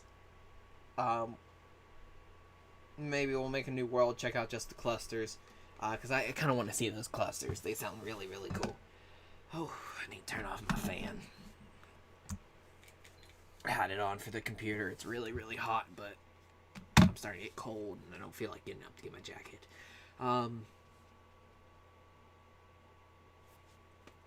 Oh, that's the fridge making that sound. I thought it was the computer.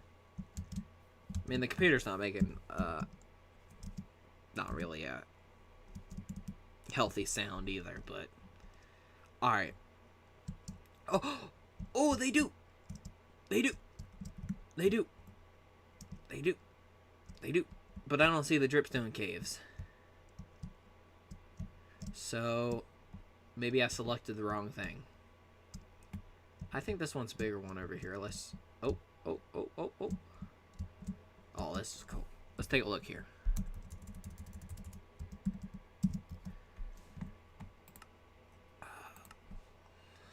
Bright. I'm already in bright mode. Let me turn my computer up then. Oh, wow. Look how pretty this is. Dude, this is so pretty.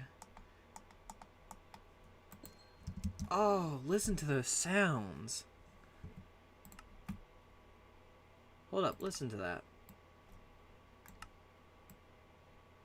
That's so pretty.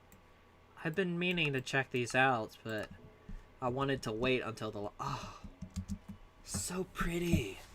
Like, these are a great addition to Minecraft. That spyglass feels weird, but what feels weirder is, the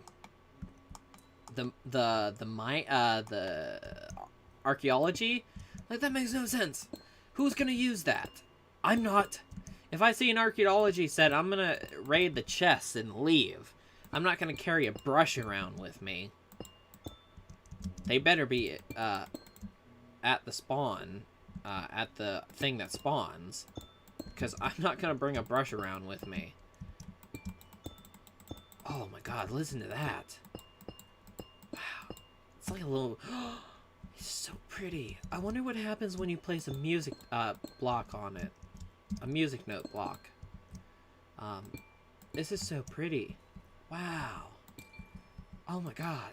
Look at that. Holy cow. So pretty. First time seeing this in person, and I love it. Here, let's open up the creative menu. Decorative blocks. Ah, dripstone. I'll add that to my inventory. Oh, candles. Right. I'm excited for this. See, they missed out. Yeah, it is so pretty. So pretty. They missed out on the opportunity with blue light on the campfire. And, you know, I hope we get some colored lights on here. But, you know, I'm okay if I don't see it. It's alright if we don't get it. That's fine. But I'd like to see some colored lights. I can understand the performance issues that would have. Also, they need to be put together with each other. They need to do something about that. Multiple different colored candles in one spot. And I think these are just retextured pickles. Like, does anyone else see it? Anyone else see it? It's just literally a retextured pickle. Did I set fire to something? What? Which is... What? Okay, first off, why are they so bright? And secondly, why can't I see that?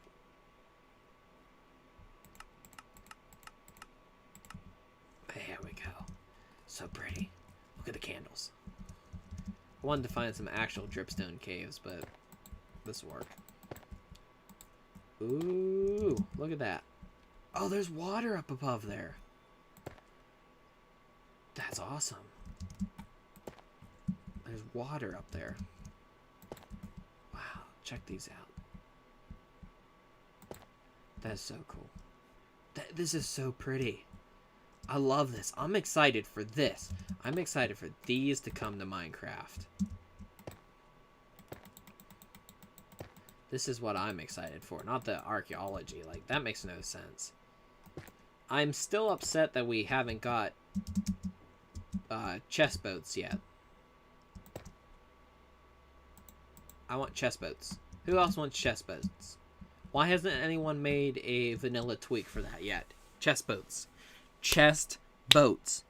And if you can't make a vanilla tweak for it, why hasn't anyone made an actual mod?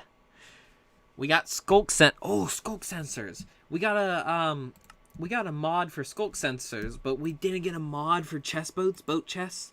Like, I want chest boats too, and no one's making mods for them either. Like, chest boats are so cool.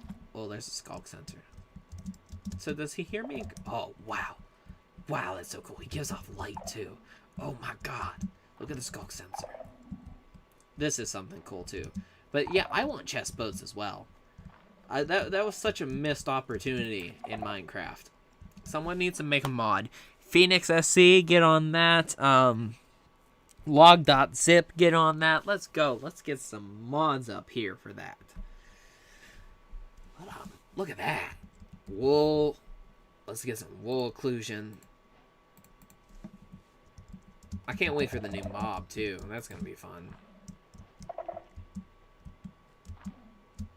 Okay, so that perfect. And then if we do this, do that, shouldn't detect me, but if we go over here, there it is. Wow. That's pretty cool. I want chest boats too. Like I seriously do. I keep looking over there and I'm like, I know I read it already, but I want it as well. So it can feel me over here. This is really cool. I love this. So let's pop back into spectator mode and see if we can find actual dripstones. Maybe I didn't select it, but ooh, look at this. Ooh, spider. Cave spider. Oh, yeah, they put the pictures on it now. That's fancy. Oh, wait, no. Were those always on there? I don't remember there being a picture on there. Look at that little guy. Dripstone caves. Maybe I didn't select the right, maybe I didn't select the right thing. Oh. Ooh. Oh, there's a dripstone. Look at that, creating cobblestone and stone right in front of our eyes. I don't know how it's making stone, but... And there's the new ore. That's really cool. This is the iron ore. I love how it has a little green in it. Oh, look, there's the dripstone. I guess this counts. Alright, BRB, gotcha. I'll see you soon. Iron. Nope. Silver. What is it called? It just had the name. Copper. Oh, wow, look at all this stuff.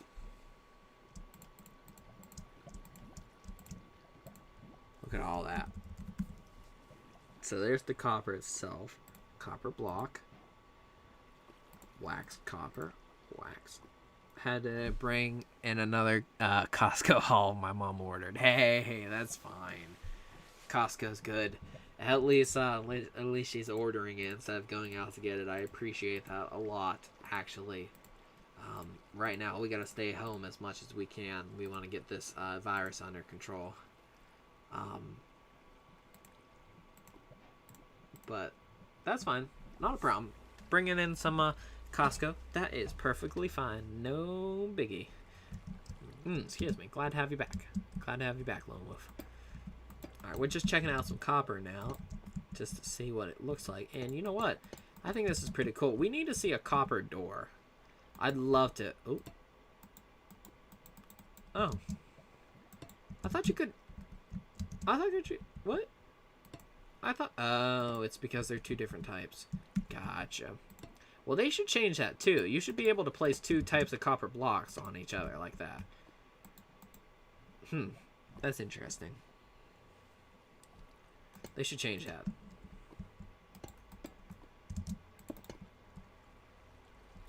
I guess it's one of those things that aren't going to be changed, though, because you gotta, like, change the whole system of how Minecraft works. Because, like, you can't put a cobblestone slab on top of a sandstone slab. But, yeah, you just gotta change how Minecraft works just to let something like that happen. But, oh my god, look at this. These are gonna make some great floor patterns. I can't wait to see what the hermits do with this stuff. Wow, check this out. It's so lovely. And you know what? Let's get some of the, they're not in there. Okay, they're just in building blocks. They're gonna be at the end. Let's get some of this. Yeah, I like the little piece that it has. Let's get some blackstone, and let's get some. Where are the They're not in the creative menu, it looks like. Unless I'm just being dumb. Let me get rid of this. Are those the new blocks? Yes. Yes, they are, actually. I'm looking for this one specifically right here. Which, dripstone. I don't think it's in here. No, it is. Dripstone block. But that's what I'm looking for. Oh, it's dark. It's dark, it's dark, it's dark. Let's get some candles. Actually, no. Let's get some amethyst.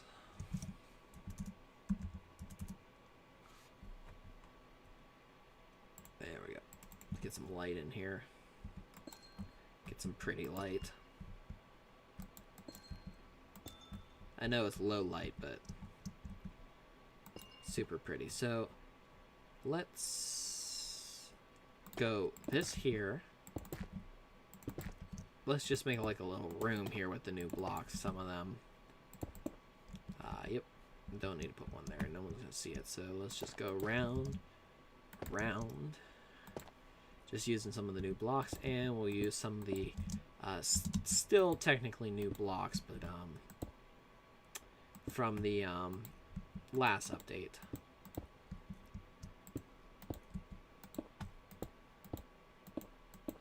The Nether update, which is what the hermits are actually on right now. I wish they would go into the Nether more. Grian tried to do it, like make a Nether roof party, but he wanted all the hermits to be involved. I think that project died out. We barely see him there anymore, but let's just get a campfire. Yeah, I wish they would go to the Nether a little bit more, but there's not much to do. There's not much to do there, so I totally respect it. Well, there's not much there to do in the sense of Hermitcraft. There is a bunch of stuff to do there now.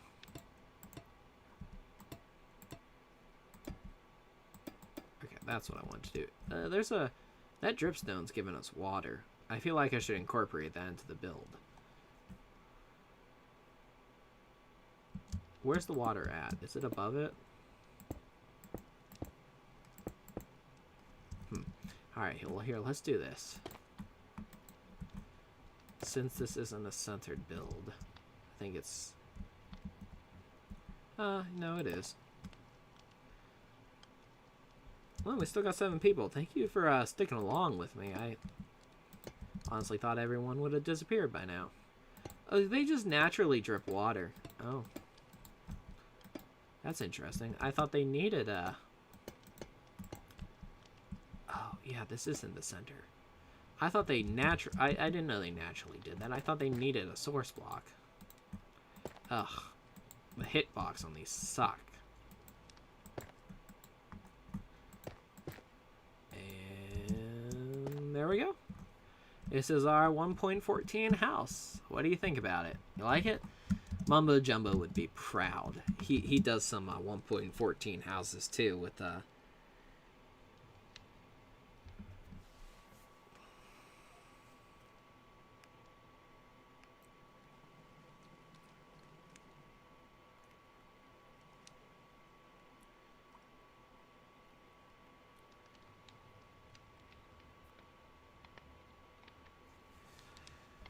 jokingly called Papa John's glorified DiGiorno's because it feels like that's what they were. Yeah, I can see that. Alright, so that's Minecraft. That's pretty cool. I think it's time for a little box critters, and then we'll get Mr. Lance Priebe, Mr. RocketSnail on the phone here, and we'll talk to him very shortly here. Again, like I said, I appreciate him coming on with us a little later today, talking with us and having some fun. We'll talk with him a little bit later today. But for right now, let's just hop back into that, and we'll go ahead and pull up box critters so that we can get into the mood of Mr. Lance Priebe. Him coming online with us here shortly. Unmute it so that you can hear it. Hop into studio mode to make sure Firefox is still there, because heaven knows that on Mac OS you're gonna have trouble.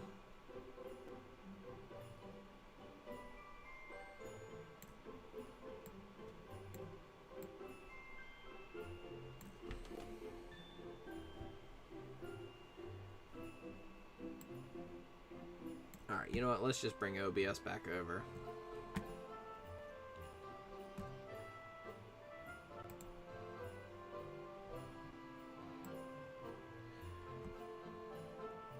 Yeah, I'm going to play Box Critters right now, actually. And then we're going to have a little phone call with Mr. RocketSnail himself. We're going to be talking with him a little bit today. But I'm hopping over to Box Critters right now, actually. Just got to get everything set up here, and then we'll be good to go. There we go. That looks pretty good. That looks pretty good. And we'll go ahead and just swap over to Box Critters. There we go. Take a look at that. That's Box Critters for you. But yeah, we're playing Box Critters right now, and then we're gonna have a little phone call with Mr. RocketSnail himself. This is me. Don't I look fantastic? To be honest, I'm wearing this because I want to scare people. They're like, I'm just trying to scare people. So, here we are. We'll take a look at my inventory here, show you what I got here. Got some holiday stuff, and here's a closer look at me. Got my mustache, my fuzzy eyes, my big nose, and my red beard. And we got my princess dress and my pink hair. Just to mess with people. I like going up to them and be like, hey, how's it going? And I'm walking away. So funny. So, yep, it's my inventory. And also, I just like picking up all the stuff anyway, so I mean...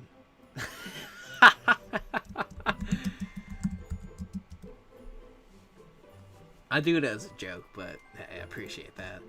So, let's take a look around.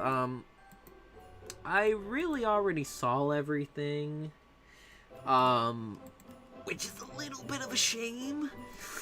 But we can go and check it out, just, you know, see if there's anything new. Maybe put on a Santa beard. This ain't Halloween. It is for me. It is for me. Every day.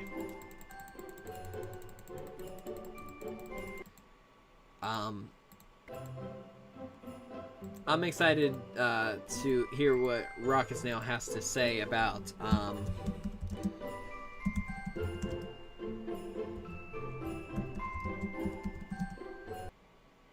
I'm excited to hear what RocketSnail has to say. I have some...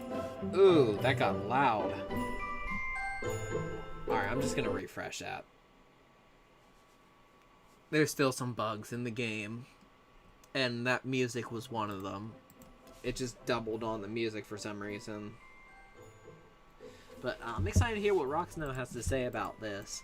We're going to be talking about box critters, a little bit about Club Penguin, and just programming in general. I feel like this was supposed to have a hit test on, or a mouse over to fire, but it doesn't. I was wearing this for a little bit, but then I'm like, oh, I got pink hair, I'll just wear the blue. I like scaring people. It's funny. So, this is the forest. They were testing the NPCs. I really wish we got to see them in this one because they seemed really, really fun. And who remembers when the Snowman Village didn't have this little pathway up here? I remember that. Oh, the sound. Excuse me.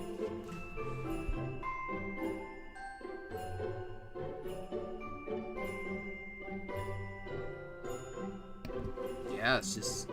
Wow, it's really, really cool. Selling advice. Hello. How are you? Good looking? Ha ha ha ha ha. Okay, funny.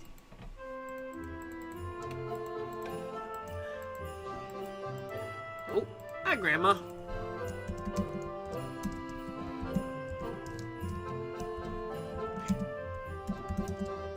It's me, Timmy.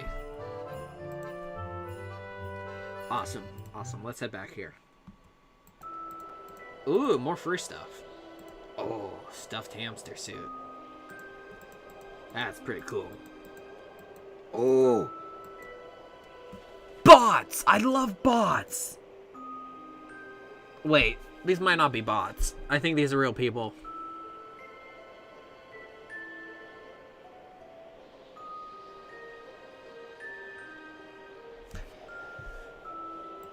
I didn't, but I am at the ice rink now. I think there are bots.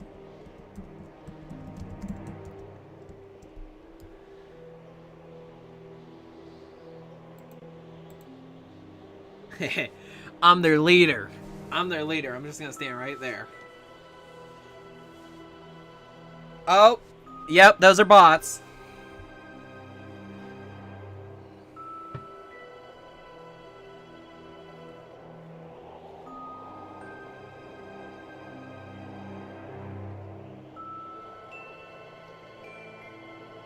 I'm gonna quickly send that to RocketSnail.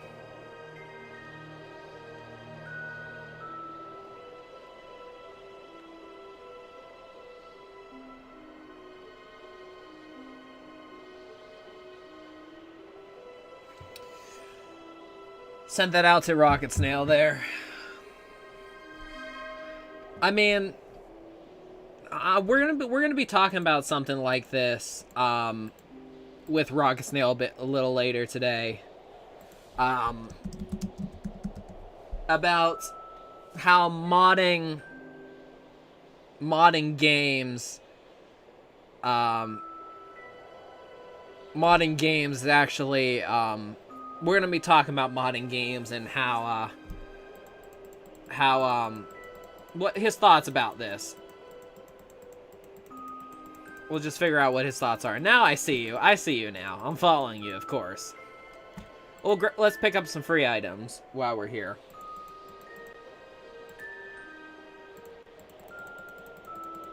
Oh, I lost you. I lost you. I lost you. I got the candy cane already.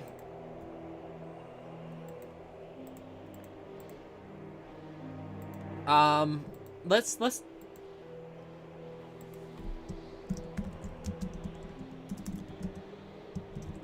ain't much we can do now. You can hear me on the video, but I'll type with you here. Let's try to pick up some items.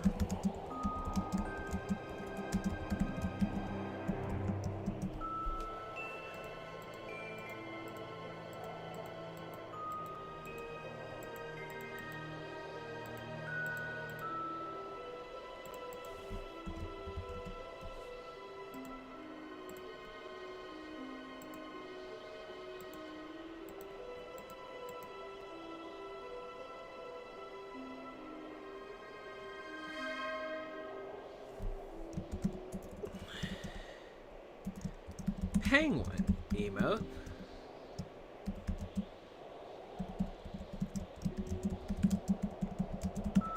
I love tree costumes. I'm excited for that. I'm excited to see the tree costume. Let's keep going.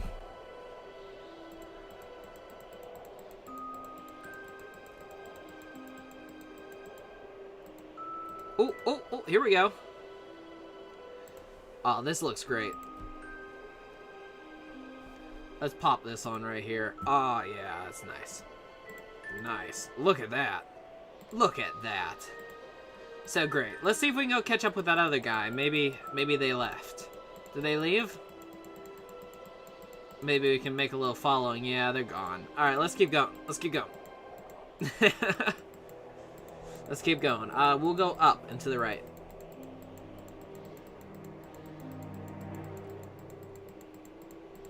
Ooh, coffee.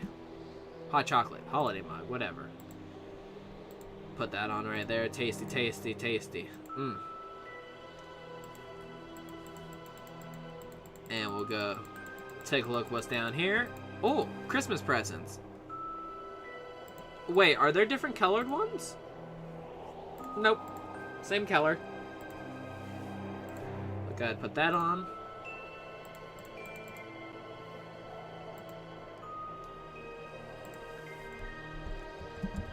Do a little emote happy.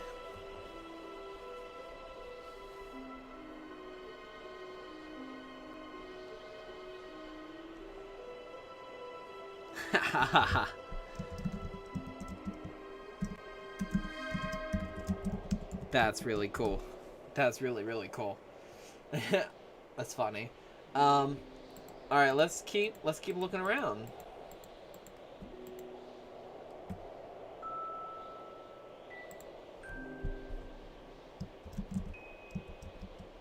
Oh, where'd you go?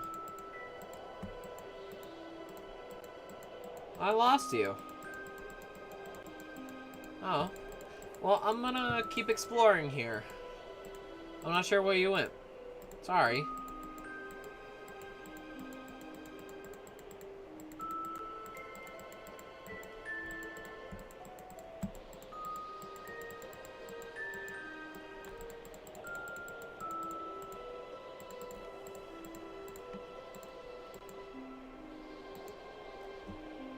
Ah, okay.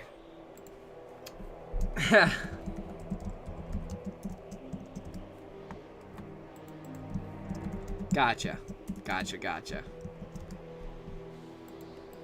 Let's keep looking around. Come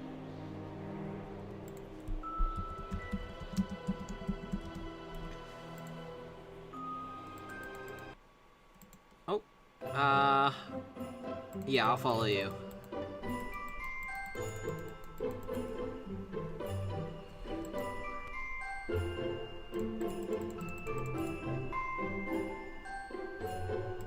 I'll hop over right here, do a little sit action,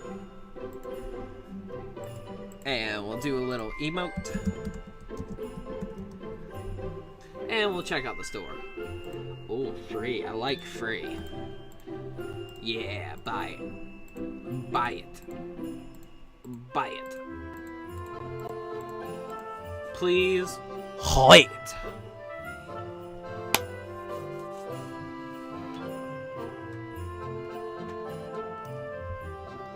And it just says, please wait.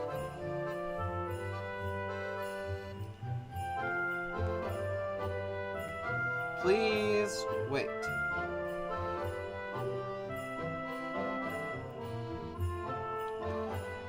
I feel like our snail will get some penguins in.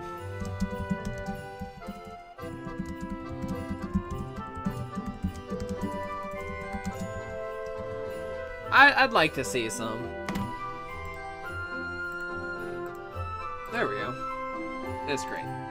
Perfect. Add it to the inventory. Alright, let's change my outfit. I'm gonna go for maybe a little bit of this and a little bit of that. Great. Love it.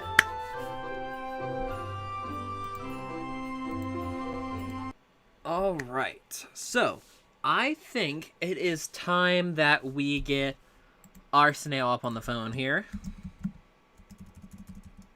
You're going to fit in, aren't you? Haha. Yeah. To talk to our snail. Let's go ahead and get our snail up on the phone here. Just to let you know how this is going to go down. This is going to be our last event for the day today. We're probably going to be talking to him for about an hour.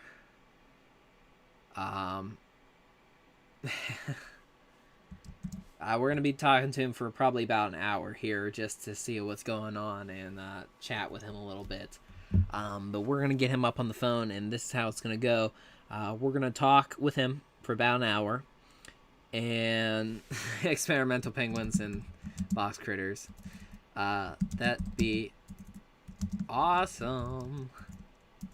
We're going to talk with him for about... I spelled awesome wrong. We're going to talk with him for about an hour, and then we're going to end the live stream with that. So we're going to say goodbye to him, and we're going to end out the stream right then and there. It's going to be our last and final thing. And like I said, I'm going to be having the recording of our conversation with RocketSnail today. Head up over on SoundCloud and Apple Podcasts. I got to quickly buy SoundCloud so that I can upload it. And then you can listen to a high-fidelity version of it. And, yeah, we'll just go from there. So, let's go ahead and get RocketSnail up on the phone. Nope, that's the intro. Nope. Is it 1? Yeah, it's 1. Okay. I wanted the music to come up so that I could get ready for RocketSnail here. Alright, I'm going to log out of Box Critters.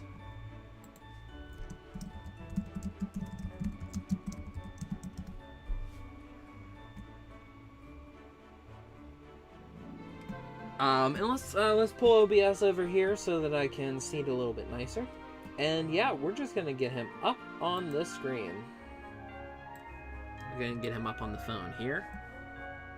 So, yeah. Give me 1 second, and then we can end out the live stream, okay? Give me just 1 second.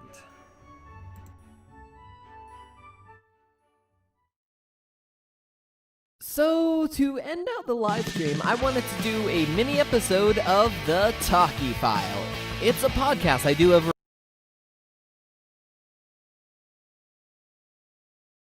on Spotify. Hello everyone, and welcome to an exciting holiday episode of the TALKIE.File. In this episode, I have an extraordinary guest with me, the only snail that I know that wears a rocket and can program on a computer, Lance Priebe. Hello Lance, how are you today? I'm great. Thanks for inviting me on the show. It's a pleasure to have you here. I got some rigorous questions for you today regarding JavaScript, box critters, and we'll dive into Club Penguin a little bit. I just want to say it really is an honor to have you on the show. I do this holiday stream just about every year. For the past 2 years, I've kind of taken off, but the year of 2020 ending, I think it'd be nice to get down with the fans on a live stream because you know how crazy the world has been. How have you been handling the coronavirus and the pandemic? Overall, pretty good. If you follow me along on most social media, I'm an avid hiker and get outdoors, so just don't change my behavior. I just go outdoors and go more hiking.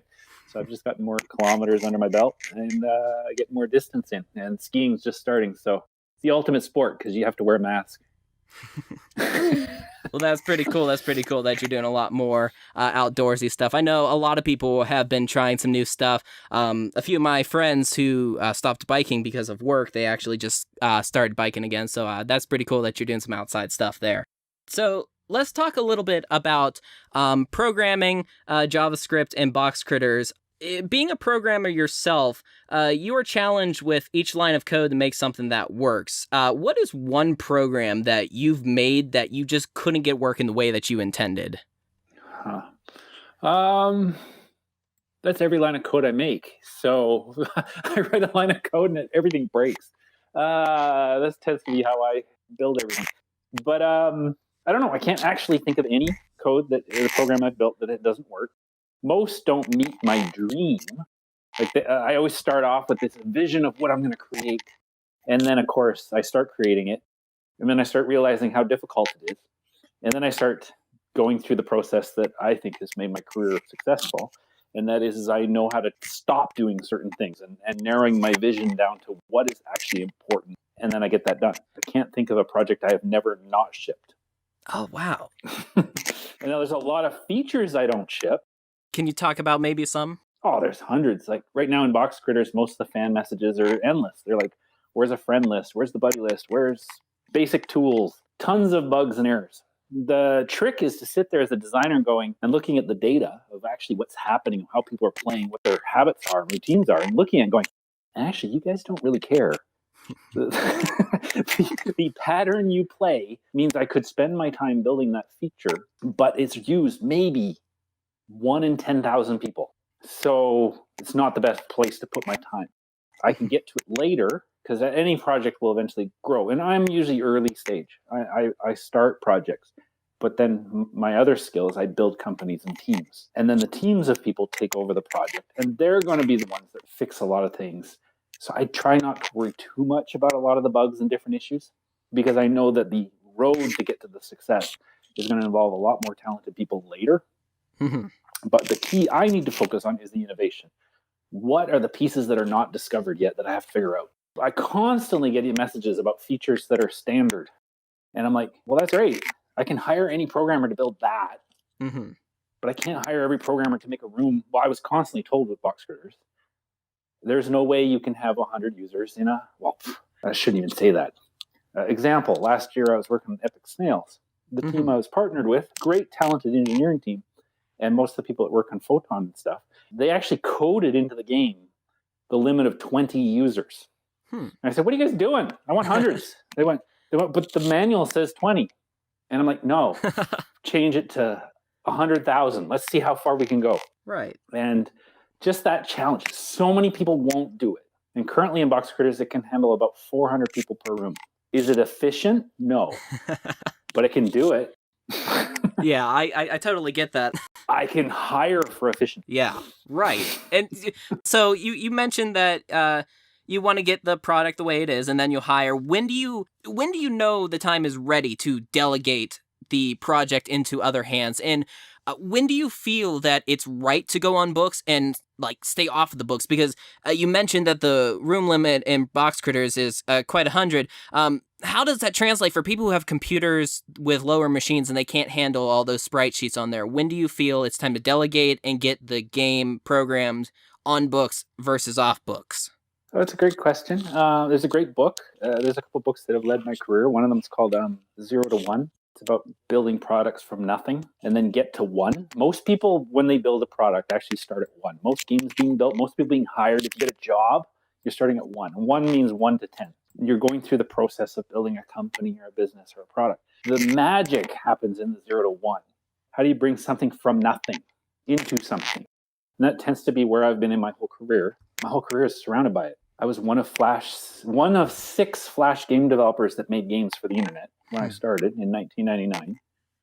There was no manuals, no books, no nothing. We all gathered on one forum and talked to each other, all 6 of us. Yeah. I'm actually doing a call later on Monday for the 20th anniversary of Miniclip.com because I was one of the very first game developers for Miniclip.com. Wow. I created a virtual world for children in Flash, which I was told was impossible. And I did it. I started a game studio called Hyper Hippo, and we are the creators of Venture Capitalist, which is the very first, just so you know, very first idle game to make money. we were told once again, it's not possible. Yeah. And that's what I do. I do these 0s to 1s, which is, it's not possible because it's repeatedly told it's never been done. Therefore, you can't do it. So the pieces I'm addressing, so you're asking about handoff. Mm-hmm. Right. What I do is I have post notes all over my desk, and I write down all the suggestions and input, and I endlessly read through the feedback from Discord, Twitter, everywhere, just writing down what people think directions it should go. And I'm looking for the context or intent. I'm not looking actually at the feature. I'm looking, what are they actually wanting? Well, they're wanting to reconnect to a friend that they made today, but they can't find them tomorrow. Mm-hmm. Well, that's actually the design problem I have to solve. I look at them all, and then I list them. I go, what is something I can hire someone for? Meaning that this is a proven industry standard that I can just hire for.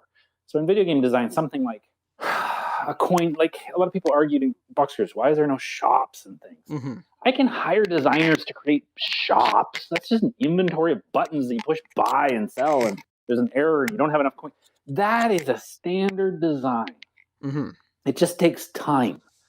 That's all it takes. It takes time. It could take a week, it could take whatever for the graphic designers and artists and everybody to work on it. That I list on my cards, something I can hire. So I constantly go through, well, what can I not hire? And that's where I got to dabble. So like a lot of Boxers, I throw away, well, I'm doing it right now again. I'm throwing away the whole server again and rewriting it from scratch. And this is probably the 20th time. Wow. And I went through the whole thing and I just actually hit delete on half of it. Going, actually, this is all a waste of code. Yeah. I went, bad theories, bad design. I actually integrated Discord and all sorts of things into the actual server. And I went, no, this is going to cause nonstop problems when I start scaling to 1 million users.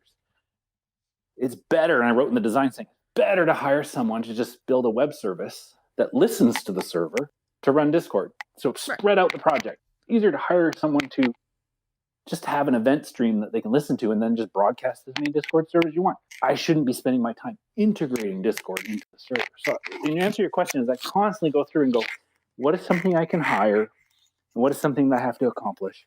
And then there are some tasks that I'm like, well, these have been accomplished in design, but I need to get it done so I can test the next thing. So some of them are in chains or they're required from each other. And then the rest is just, stop reinventing the wheel. Too many programmers build stuff that you don't need to build anymore. Yeah. Like we're using the PlayFab server as our backend database, which is powered by Microsoft's, that's the Xbox backend server. It powers all of Minecraft, powers everything. I get ticked off by these little kids that think they're hackers, and then they cry to me because they got banned. And I'm like, you're an idiot because it has nothing to do with me banning you. You actually launched a denial of service attack against Xbox. And you want to know why your Xbox is now blocked? Boxers is just a service. There's thousands of games on that service. But why reinvent it? Anyway, I hope that helps. I basically just narrow it down going, what are the things you'll hear me talk and many of the leading game designers in the world will talk about what is the core? A lot of people say, what is the cake? Mm-hmm. What is the cake? What is the piece that actually is going to be the magic behind this game and experience? Not the icing. I don't need to decorate it. Once I've made the cake, I can hire a whole team to make thousands of cakes and lots of icing. Yes. But what is the core? The core has to sit with the original designer, and you have to figure that out. I'm constantly asked for account management. So I want to be able to go in and change my email, do whatever, blah, blah, blah, basic services. Right. This is an alpha. Get over it. Create a new account. It will get fixed later. But that system, account management software, is hireable. Yeah. I should never build an account management software. Agreed. That is something I can phone up an engineer and just say, get on the project. But of course, the project also has budget constraints and an early alpha. We're a disciplined company, and I am a strong believer that constraints actually create better products. Yes. And I've put really tight constraints around Box Critters, and it's got to achieve its goals within those budgets. And it only has one goal. Most of the community doesn't, you'll never see it. So Club Penguin's success came from its cadence or weekly release of content. Yes. It was literally actually run like no other video game studio in the world. Actually, nobody on the entire Club Penguin team came from the video game industry. Yeah, I think I read articles about you mentioning that actually, how they never came from a game's background. We came from enterprise software So understanding and building services like Facebook and stuff, we're a social network first. And we came from content creation, so closer to a magazine or an editorial. So if you look at how Club Penguin was released every week, look at the launch schedules and the releases. It was launched like a magazine. Yeah. Every month was a new issue. Now, my thesis, my belief is that with Snapchat, TikTok, Instagram, everything today, the rate of consumption of content is now so high. Mm-hmm. The YouTubers and everything, they need, like you're watching the Christmas party being released on Box Critters right now, and you got the old Club Penguin players going, why isn't the whole thing available? Well, we're not going to do that anymore. That's not how the internet works anymore. Right. The internet works in these thousands of snackable pieces released over time, because that's what creates the conversation. You're not actually playing Box Critters. You didn't ever actually play Club Penguin. What you did is you went to school and talked about the event that was coming up this weekend. You attended the event and you told your friends about the event that you had attended. Mm-hmm. Club Penguin lived in your head, not the game. But today, that content has to be really fast. So the alpha that I'm doing right now, all I'm trying to accomplish is, because we grew to over 1,000 people working at Club Penguin. Yeah. And I want to be able to do the same thing, manage content to the level of Club Penguin, deploy faster with a team of under 8 is my goal. Actually a business problem, not a programming problem. How do you create, mobilize and create content at a speed that can keep up with the internet's consumption of content? Yeah. That is actually what I'm trying to design. Almost all the code in Box Critters, it's a lousy client and everything that I built. Mm-hmm. What you don't see is behind it, how the twins and everything are now deploying their own rooms, events, activities, everything all by themselves. We're actually working with student artists and stuff, and they're deploying all their own rooms. At Club Penguin, that was a team of almost 20 people. Wow. I need to get it to a point that Gordon and Chris, which they just did it again today, they just change a piece of art and hit boom, and it's out. I think you made a video about building rooms. I think you briefly mentioned about how you wanted them to be able to just make the room and just have it be out there once it's up on the server. That's correct, right? Yeah. I want to be able to deploy without the hierarchy. So now I just scale. Now I just like find 10, 20 artists that love creating rooms. I'm like, create at your rate. Let the software merge, blend, organize, GitHub, build out the rooms, deploy, launch. On our tool side, which you don't see, I've really, there's more work done on the JSON than it is in JavaScript. Yeah. Of how data is organized and managed. And it's giving me a headache sometimes because I keep going back and forth by how I should structure it. But what you don't see happening is that our JSON files, we can just deploy in other applications quickly. Like we built our own extensions to the old Flash, now Adobe Animate. So Gordon and Chris just draw, and then they just hit deploy out of command. So it's converting the vector, everything, building all the sprite sheets, building everything, and deploying it to a cached build on an Amazon S3. And then they can test it directly through the browser without running an engine. That's awesome. And then if they like it, great. Now they put it in the queue for deployment to live services. That's really cool, and I'm glad you mentioned that, because I really don't think a lot of people do understand all the hard work you're doing behind the scenes with your tools, extensions for Adobe Animate. I mean, like, personally, myself, when I go and create those sprite sheets, I just go in and export the PNG sequence and then use something like Zoe. I just found out that they had a right-click and generate a sprite sheet right inside, but that's where people usually start out in, is the basic features, and no one knows that you guys are actually doing a lot more behind the scenes. So I think that's really cool. Yeah. Like we're integrating a database deployment, so Airtable, organizing events. Events in our mind is a collection of rooms and activities and items that are gathered together for a timeline to be launched. Mm-hmm. So somebody puts together a package. That package is reading into the rest of the database going, well, what do I got? So Flash and the Animator actually, the twins are just draw. They just draw. Our item team actually works in Illustrator. And they just hit export to live, and it just creates a build. Mm-hmm. Our goal here is the pain I had at Club Penguin, the pain and agony was we hired so many people, and we never built tools to deploy and maintain our product. Mm-hmm. This time I'm doing it different. I get all this fan mail saying, launch minigames, launch this. And I'm sitting there going, we know how to make minigames. I can hire minigame developers. The piece that we're trying to solve is how do you quickly, rapidly update and deploy minigames or content? The new Club Penguin, the next generation Club Penguin, has to sit and live with the speed of TikTok. And you're going to log in and just go, wow, new. Too many people are still using the Club Penguin model and playing Box Critters and other things going, this month's event or whatever. No, it's going to be non-stop. Right. Yeah. It just, the modern usage of how technology is used. And your sessions are going to be, well, the data shows sessions are going to be a lot less. When you guys were kids in Club Penguin, an hour to 2 hour was an average. Yeah. Today, other platforms, it's actually 7 to 8 minutes, 3 to 4 times a day. That is the new model. And at the end of the day, you really only have 6 to 8 hours of entertainment content you're going to consume per day. That's it. People forget what the true currency is, and that's your attention. Mm-hmm. Most people probably have 4.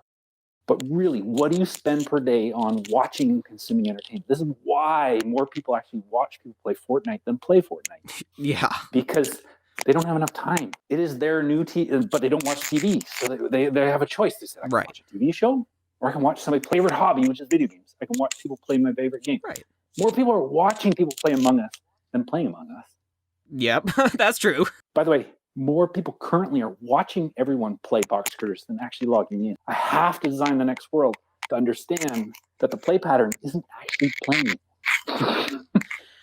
You know, that's really interesting that the statistics show that people are just logging in very quickly and then going out, and people would rather watch the videos. I believe they watch the live streams more than they actually log in. There's more people in on most of the live streams for Box Critters than there are people at the event for Box Critters. Wow. Now, do you see that those statistics fluctuate? Because, I mean, I'm kind of in the same wavelength when checking out Box Critters, but I'm more of checking it out because I'm a programmer at heart, too, and I love seeing the work that you do, whether it was from Club Penguin or in Box Critters. I know I've sent you a bunch of tweets being like, well, have you done this in Create.js? How do you do it? I log in to see the progression of the game and to hang out and see if people chat, and it's really weird because, like, there aren't many people chatting. I'm like... Well, there are more people online right now in the Discord channel than there are in Box. But you need to understand what an intellectual property is.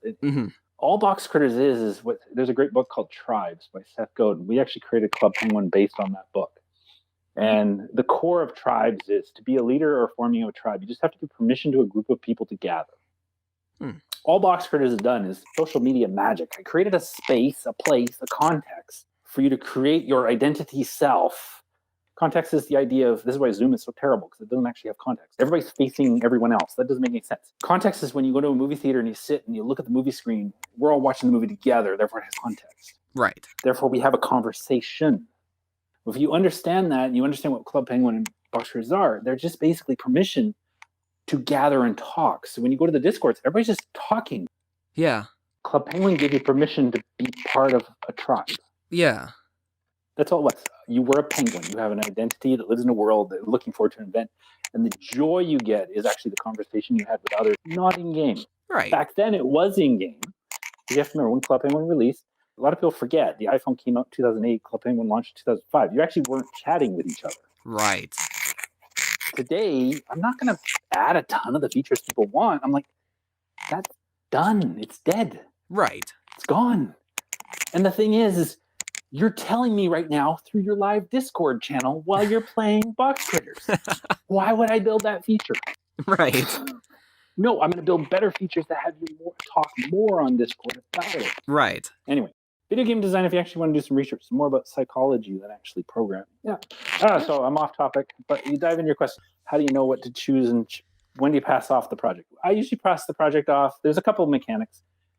If it starts to become a business viable product, right now we're alpha, or we call it prototyping. Right. We also call it soft launching. I tend to launch with an audience always because I've learned that if you don't get feedback early, why wait? Why spend all this time, spend a year, put it up in front of people, and then go, oh, I didn't build what they wanted? Yeah. You might as well get it now. I get some people that say, well, you're wasting your audience. I'm like, how? No, absolutely. 350 million kids played Club Penguin. Right. Woo. 5,000 people play Box Critters. Like, it's not even a percentage. It's not even a decimal point. Feedback's valuable. Yes. That holds true in a lot of things. That holds true in a fantastic game called Minceraft. I mean, they have their snapshots that they release, and they want community feedback so that they can make the game the best that they can make it. Yes, because the only one... I tend not to work with game designers that tell me the game they want to make. Mm-hmm. I'm like, that's great. What does your audience want? What do they want to play? So if you've known my story, Club Penguin was supposed to be a massive multiplayer snowball war game. Yes. Based on actually Nintendo's Advanced Wars as a multiplayer game. That was actually the coding base for it. That never happened. I launched it early and everybody said, no, I just want to chat, meet my friends, and waddle around. I'm like, oh. Well, I'm glad I didn't build a massive multiplayer war game because that would have been 2 years later and I would have shipped it. And, oh, okay, it's not what you want. Got it. I'm building for people. But the modern game, back to the actual currency. The currency people actually have is time. Yes. If you understand it's time, that means I'm here to entertain. I'm competing against entertainment. I'm competing against attention, not technology.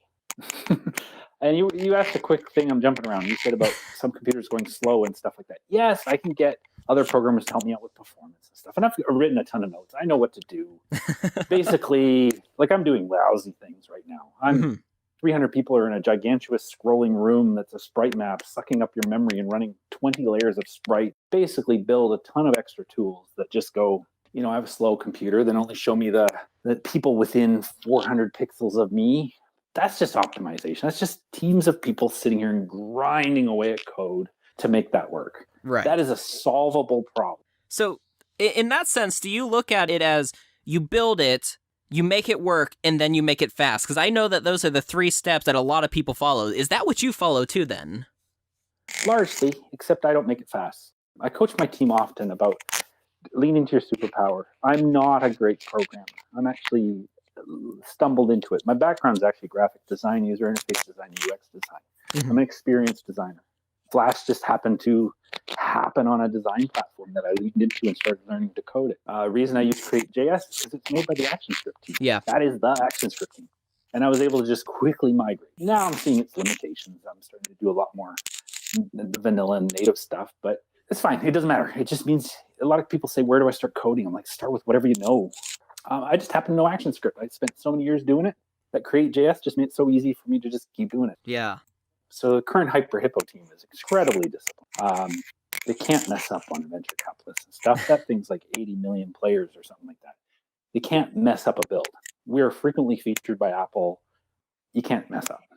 I see it a lot on the homepage. Honestly a lot.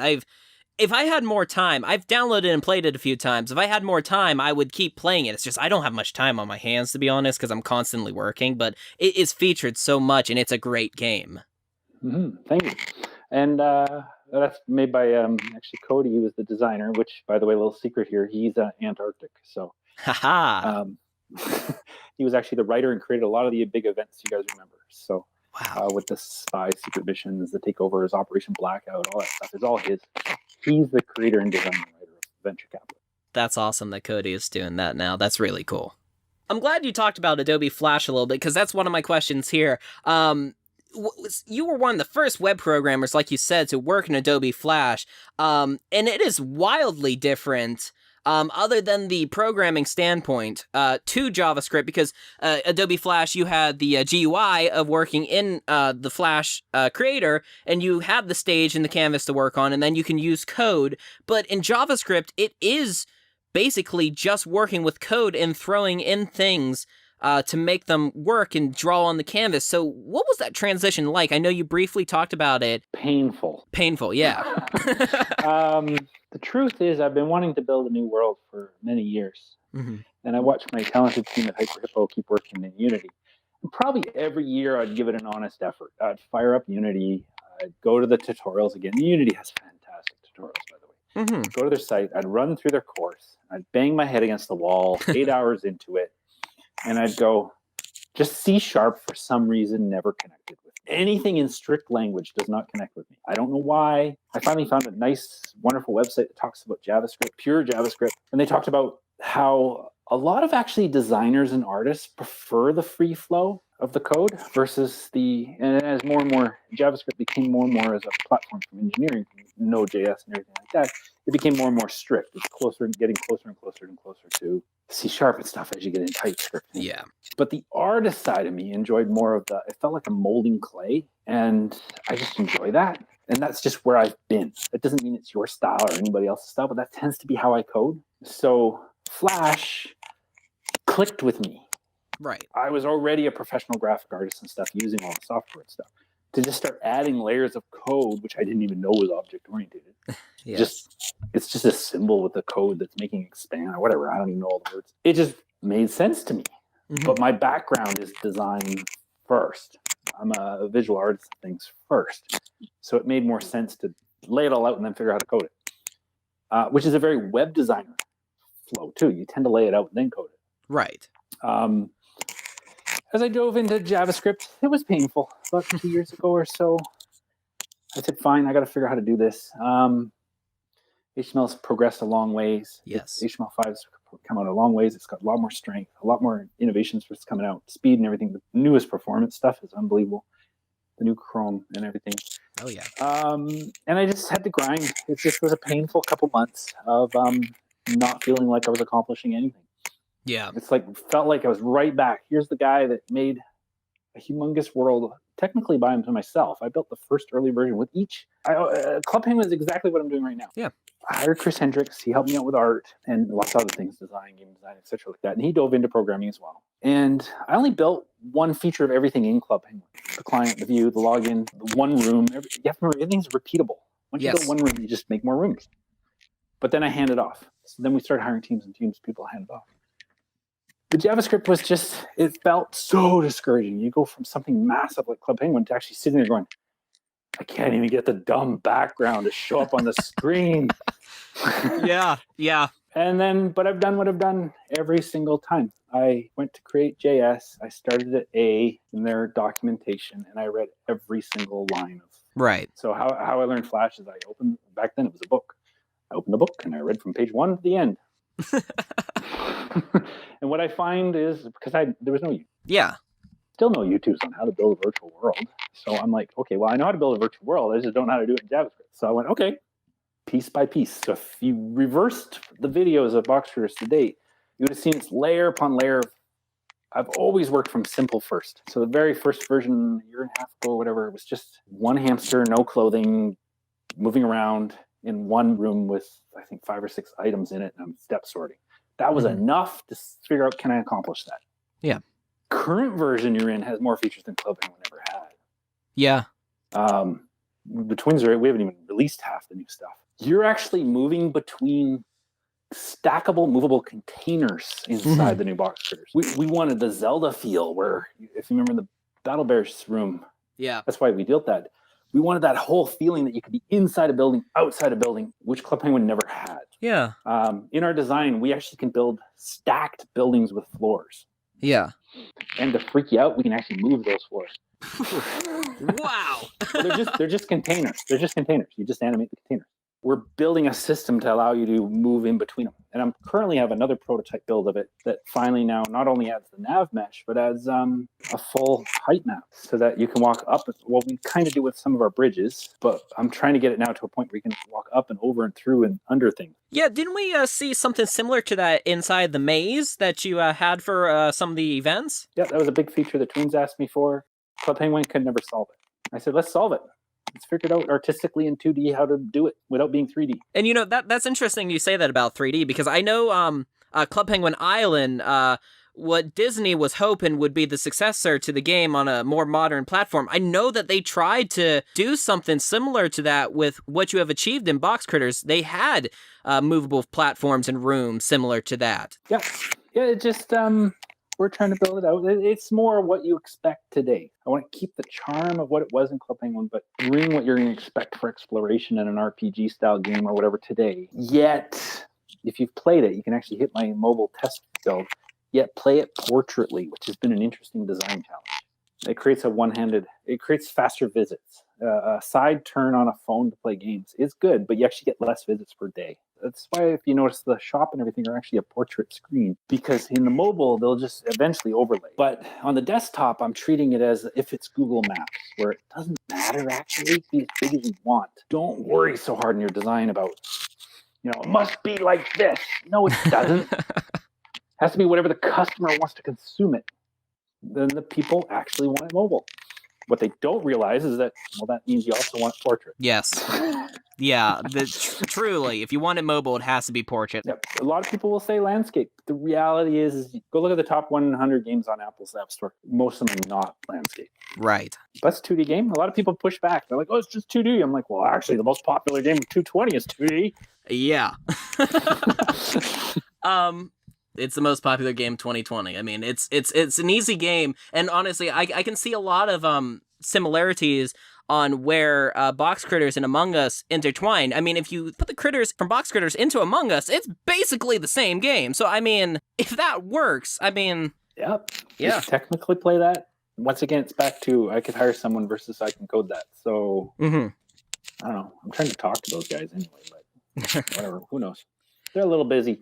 Yeah. So, a little bit more about Adobe Flash here. It's being discontinued at the end of this month. If Adobe Flash was actually rebuilt for more modern web browser standards, would you have kept using the language, or would you have still continued down the path of JavaScript? What currently is, the Animate is an HTML5 export with libraries and stuff. I'm not a fan of how it does it. I actually think it's following a trend currently with Unity and everybody else, which is creating single builds. You have to like put everything together and it builds a package and then you play it. I'm trying to run everything on the fly.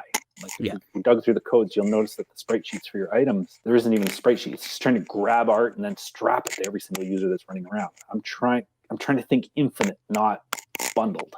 Because the problem with Fortnite today on the App Store, of course, is it's 2 gigabyte. Well, it was on the App Store, but it was like a 2 gigabyte build. And if they made an update, they actually had to download it again. Yeah. And I'm trying to rethink. So, yes, I think Flash and everything's a great tool, or the new Animate's a great tool. I'm not exactly the fan of how they're doing it. The original was a lot better, because the original, just like Club Penguin, could stream in rooms and everything.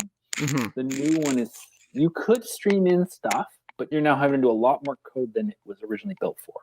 I don't think it's quite there yet, but it could become a beautiful HTML5 platform. We're actually using, for our minigame developers, we've settled on using Cocos, and it's basically like working in Unity Flash anyway. So if you haven't dabbled in the latest versions, it has a full editor now. Wow. So we decided on that one. So we've got a couple of our teams working Cocos for the new mini games. Well, that's pretty cool. Yeah, I honestly never heard of it. I'm definitely gonna check that out. Honestly, Adobe Flash and JavaScript, it'd be nice to see something similar to how Adobe Flash works, because I agree with you 100%. The HTML export system that Animate has is not really the best thing. It really isn't. Cocos blows it out of the water. Cocos is basically the Unity and Flash editor for exporting HTML5. It's one of the few. Like, a lot of people have told me use Phaser, Pixie, all the more modern frameworks than Create.js. And I agree, they're fine, whatever. They're all kind of the variants, same, but it's the same thing. You got to start from pure code. Yep.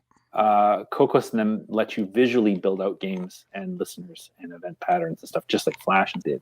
Cocos is doing really good. I don't know if it's the best one to go with, but from early tests and stuff, it has some quite performant.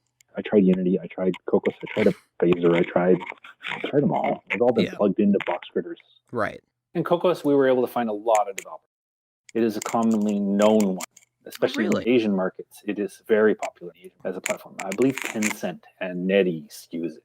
They're powerhouses in the video game market. Wow, I didn't know that. That's cool. So, in the sense of switching over to something like that, you said that you were dabbling in Cocos a little bit for minigames. Just keeping on Create.js, is that because, like you said earlier, it reminds you a lot of Adobe Flash and ActionScript? Is that the reason why we're seeing more development in Create.js? Because I agree with you, there are some limitations to Create.js, but it is like a mirror of ActionScript, more so ActionScript 3 than 2, which I would assume you're more pronoun in. Yeah, I'm all Action. I never learned ActionScript 3, actually. So oh, really? I left the Club Penguin team before that migration. Oh, wow. And just Create.js is serving me up. Everything is about serving purpose. You should never be tied to your code. Things are going to keep changing forever and ever. And that's why most of my effort is actually focused on the data and structure of Box Critters, not the code of Box Critters, because I can replicate the code in other platforms. Create.js is a really strong finished framework, but it's starting to show its age with some of the new WebGL and different things, such as like you were asking about the YouTube video. YouTube video is important to me. Something Club Penguin never had. It's important that how do you create more and more content that users can contribute to? So you have so much fan work out there. Mm-hmm. How do we create ways to, back to context, how do you create a theater where you can watch what fans are up to? It's engaging to watch something with people. Right. And ran a little experiment on it. It was all layers and canvas, and it's okay. But the interesting part is I used more of the modern frameworks. Like I've actually been trying 3.js, trying it as a 2.5D room builder. Yeah. A couple of the other frameworks. I was looking at Pixie. I was looking at others. WebGL can actually put YouTube in as a texture. Really? So you can actually layer it in. There's just some things in Create.js that are just like, a lot of things have changed in audio, music, sound effects, video, streaming. Yeah. It's starting to show. It's still great for almost everything out there. Right. But it's starting to show its age in some of the modern HTML5 elements. So it doesn't have things like the video element stuff. Yeah. And that's where I'm starting to run into the wall where I'm like I keep running into CORS problems and CORS is cross origin restrictions. Yeah. Create.js was never, it has some things for it, but it was never built natively for it. Right. And modern web programming is actually multi-server API stuff. It's not one server anymore. So it's just showing a couple holes for speed and performance on it. Right. And that's where I'm starting to lean into it. So I've been looking at a couple others. And there's a tipping point. Like if I use 3.js, I'll probably use 3.js with Create.js because Create.js is still a beautiful UI layout graphical system. But at my early tests for just the room moving around and characters, 3.js brings in the whole Among Us side where I can actually cast shadows and have light, and light would hit an avatar. And the biggest feature I want to add was never in Club Penguin, it's just particle systems. Oh. We waste so much CPU power drawing fire sprites, and we're working on the New Year's Eve fireworks. That's just not needed anymore. Yeah. Club Penguin never had particles. Right. Particles bring such a layer, like glitter bombs, explosions, clouds, mist. We never had it. Right. It would add so much flair to the world if you could add just that. And Create.js can do some. Yeah. You can extend it with like a particle.js framework or platform and then just play it through Create.js, which will manage your objects on scene. Or I can lean into some of the more newer things like 3.js and actually just it has particle systems and everything built in. Yeah, that's kind of interesting. You said that about other frameworks working with Create.js. That'd be more an advanced thing for people who are just starting out and wanting to achieve things like that. That's better for the game and not performance heavy. Have you found yourself when adding different things in your testing, because I don't believe any has made it to production, but when you're during your testing, merging two libraries like that together, have you found any like issues doing them together, or like can you just render it on one canvas, or do you have to start making multiple ones on the same HTML page?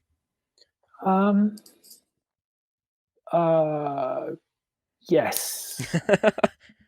So the problem isn't the canvas. It's there is a GitHub of Create.js for the WebGL called their Create.js Next. It was never officially on their site released. It puts it in the WebGL format, the WebGL stage, and then you can start extending it with other. Because the thing is Pixie and 3 and all the others are WebGL, not Canvas.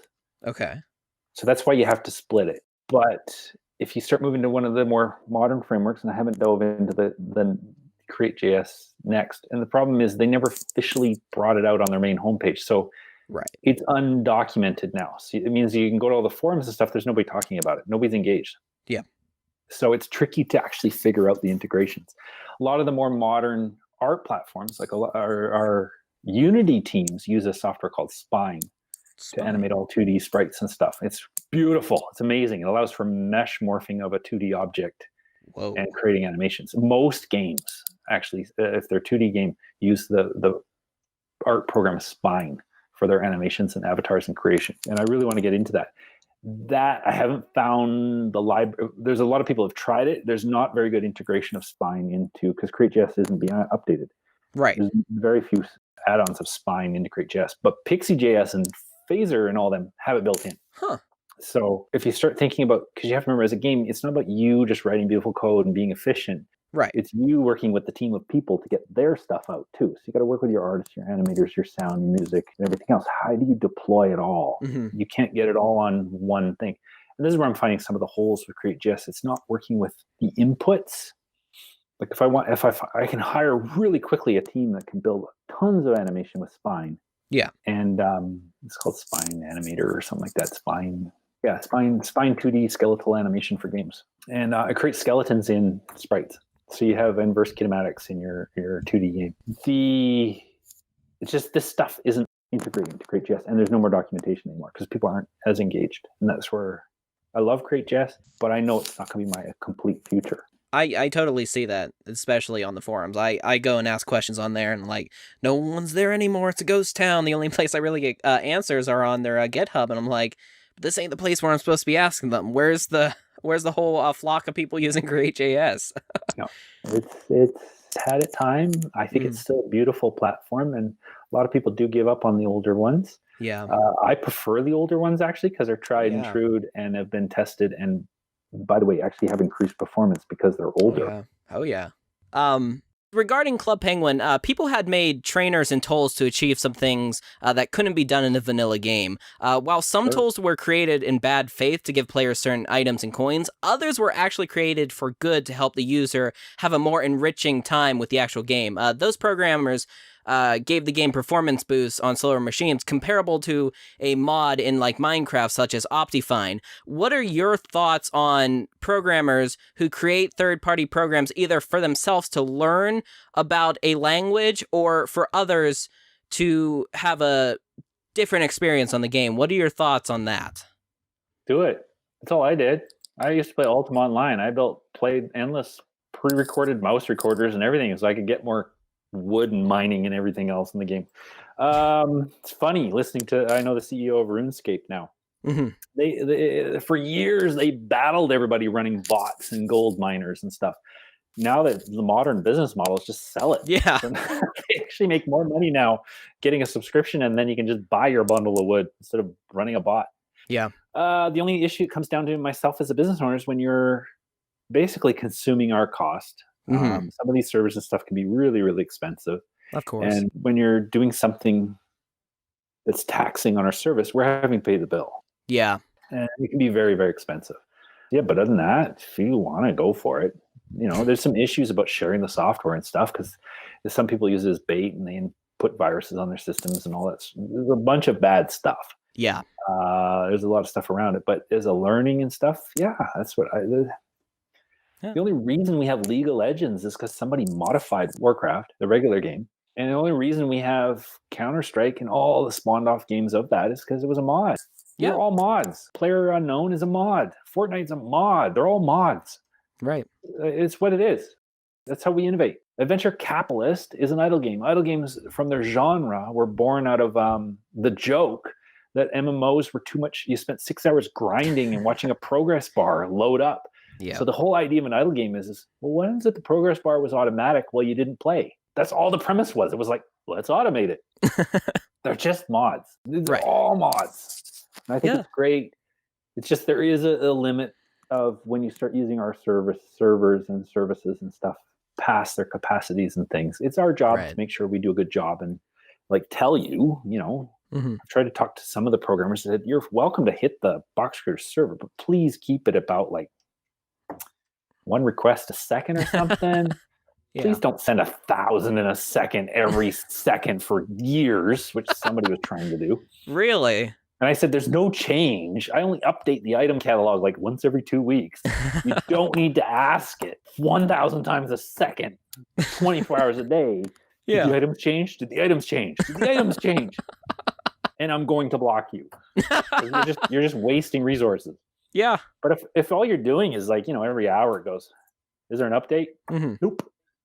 I'm glad to hear your response on that. I mean, it's definitely something on the tip of people's minds when they're thinking about programming, if they should look at someone else's code, and if they make something work, should they release it or not? But yeah. Everything's on the Boxer site. You can read it. It's public. I can't do anything about it. It's JavaScript. It's open. Yeah. With JavaScript, it's put on there. It's you can read it. The best you can do is minify it.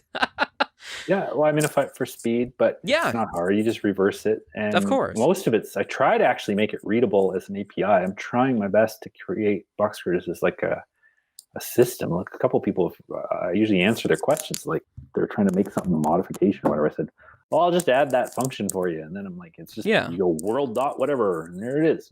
It works. I'm like, well, there you go for your tool. Have fun. It's funny how you mentioned bringing in people's suggestions inside the console, world dot, blah, blah, blah, A plus B and all that. I kind of want to get your thought about open source programs. Are you yay to it or nay to it? Club Penguin's open source. Well, I'm nay to the show. Mm-hmm. So the content and everything is still a copyright and original piece of artwork, and we're here to make money off the Box Critters name, brand, image, and look. How we did it? How is not whatever. It's fine. Mm-hmm. But just don't create. Just like too many people create another website that's like Box Critters. I wrote a couple. They started private Box Critter servers, and I said, "Well, that's not helpful." And they were like, "Why?" I said, well, I have investors that I have to be accountable to for the money I'm spending. Yeah. And you're just putting up my artwork that I've paid artists to create. Right. If customers go to your site, not mine, and I don't meet my daily active user counts, they're going to cancel my budget. Right. And you will not have a world. Don't violate copyrights and trademarks and things. I will go after you with all court of law on those. Yeah. But the how, go make a virtual world. Go have fun. Learn what we did. Reverse engineer, play it, modify it, do whatever. Mm-hmm. It's fine. We're just building off each other. Right. Don't take the intellectual property side. Right. The art, style, brand, and look and feel. That's where we're putting a lot of our money and effort into. Right.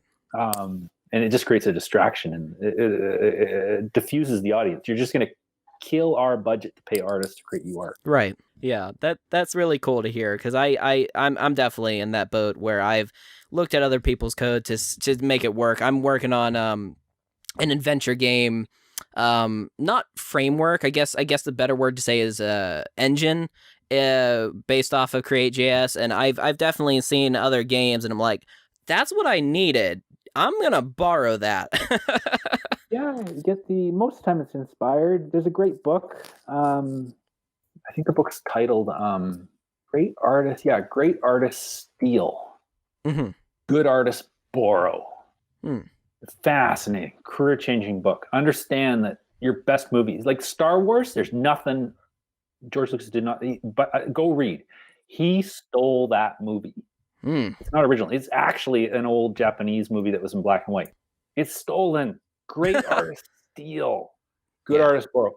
Steal, you have to do it so well that nobody even knows you took it. Go read. Star Wars is actually based on actually 3 genres. It's every cowboy film you've ever watched. It's a famous samurai movie, and it's World War II dogfighting. All the camera, you can actually go watch the documentary. The shot scenes from Millennium Falcon with fighting TIE fighters are actually scene by scene cuts from original World War II footage. That sounds really cool. I'm definitely going to give that a read 100%. Yeah, great artist steal. So one last question I want to ask you here is for all the newbies who are getting into programming. I know we touched on it a little bit more. You just want to say the best way to get into programming once again and tell people how to do it? Start. That's it. You just start. Everybody's so afraid. Just start. Pick something. Whatever. Doesn't matter. You might not like it. Just pick anything. Go to Unity. It's free. Go to Unity, hit tutorial number 1, start. Yeah. Get to 1 hour. You tell yourself, I'm going to spend 4 hours on it. The 4th hour, as you banged your head against the wall for 4 hours straight, going, okay, well, Unity is not my thing. Mm-hmm. That's fine. Pick up Pixie.js. Start at tutorial number 1. Hit your head against the wall for another 4 hours. Doesn't matter. Just start. Yeah. A great life lesson I was taught is if you want to learn how to juggle, you don't need to worry about catching. Most people are afraid. You can drop the ball all you want. Most people will never throw the ball. Yeah. Most people don't start.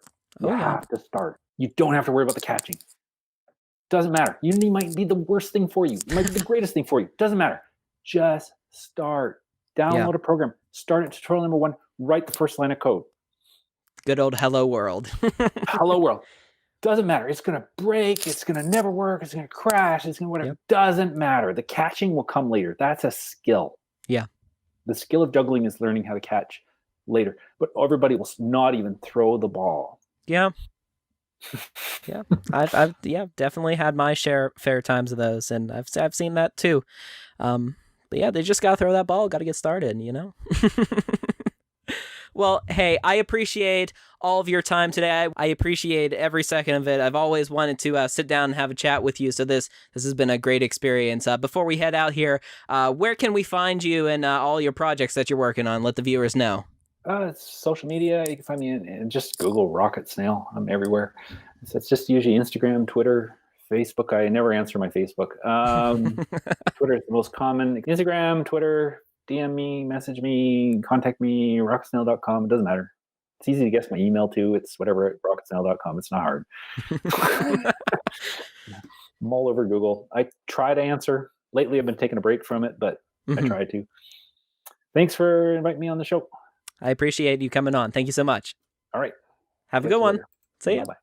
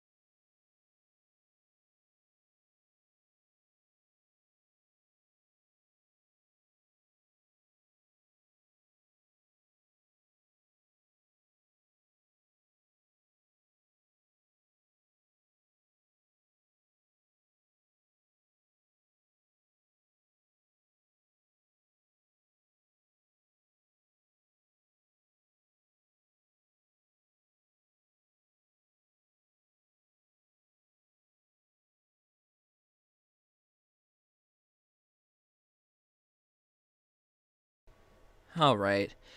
Thank you for bearing with me as I hang up the call there. Oh, there's my alarm.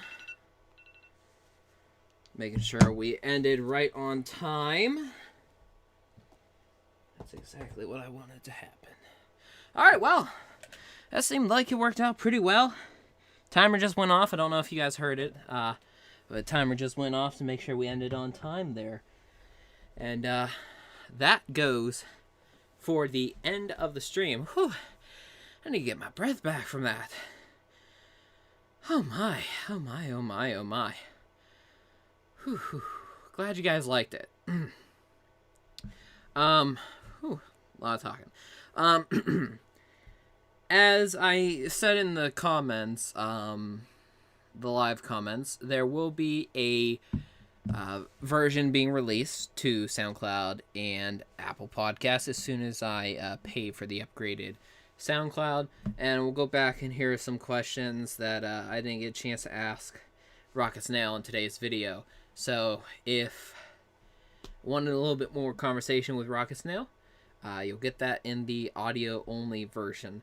And this video version that we saw here, I'm going to pull from the actual live stream and go ahead and upload it in a few days too. So got a few things coming back, and I'm excited to get this out there. So as I said at the start of the stream, this is the end of our stream. So I just wanted to go ahead and thank everybody for coming by and hanging out with us today at this holiday hangout for 2020. And I wish everyone a wonderful wonderful rest of the year, and I can't wait to see you in 2021. Hopefully things are a lot better. Hopefully this pandemic is cleared away. Hopefully we can travel the world again.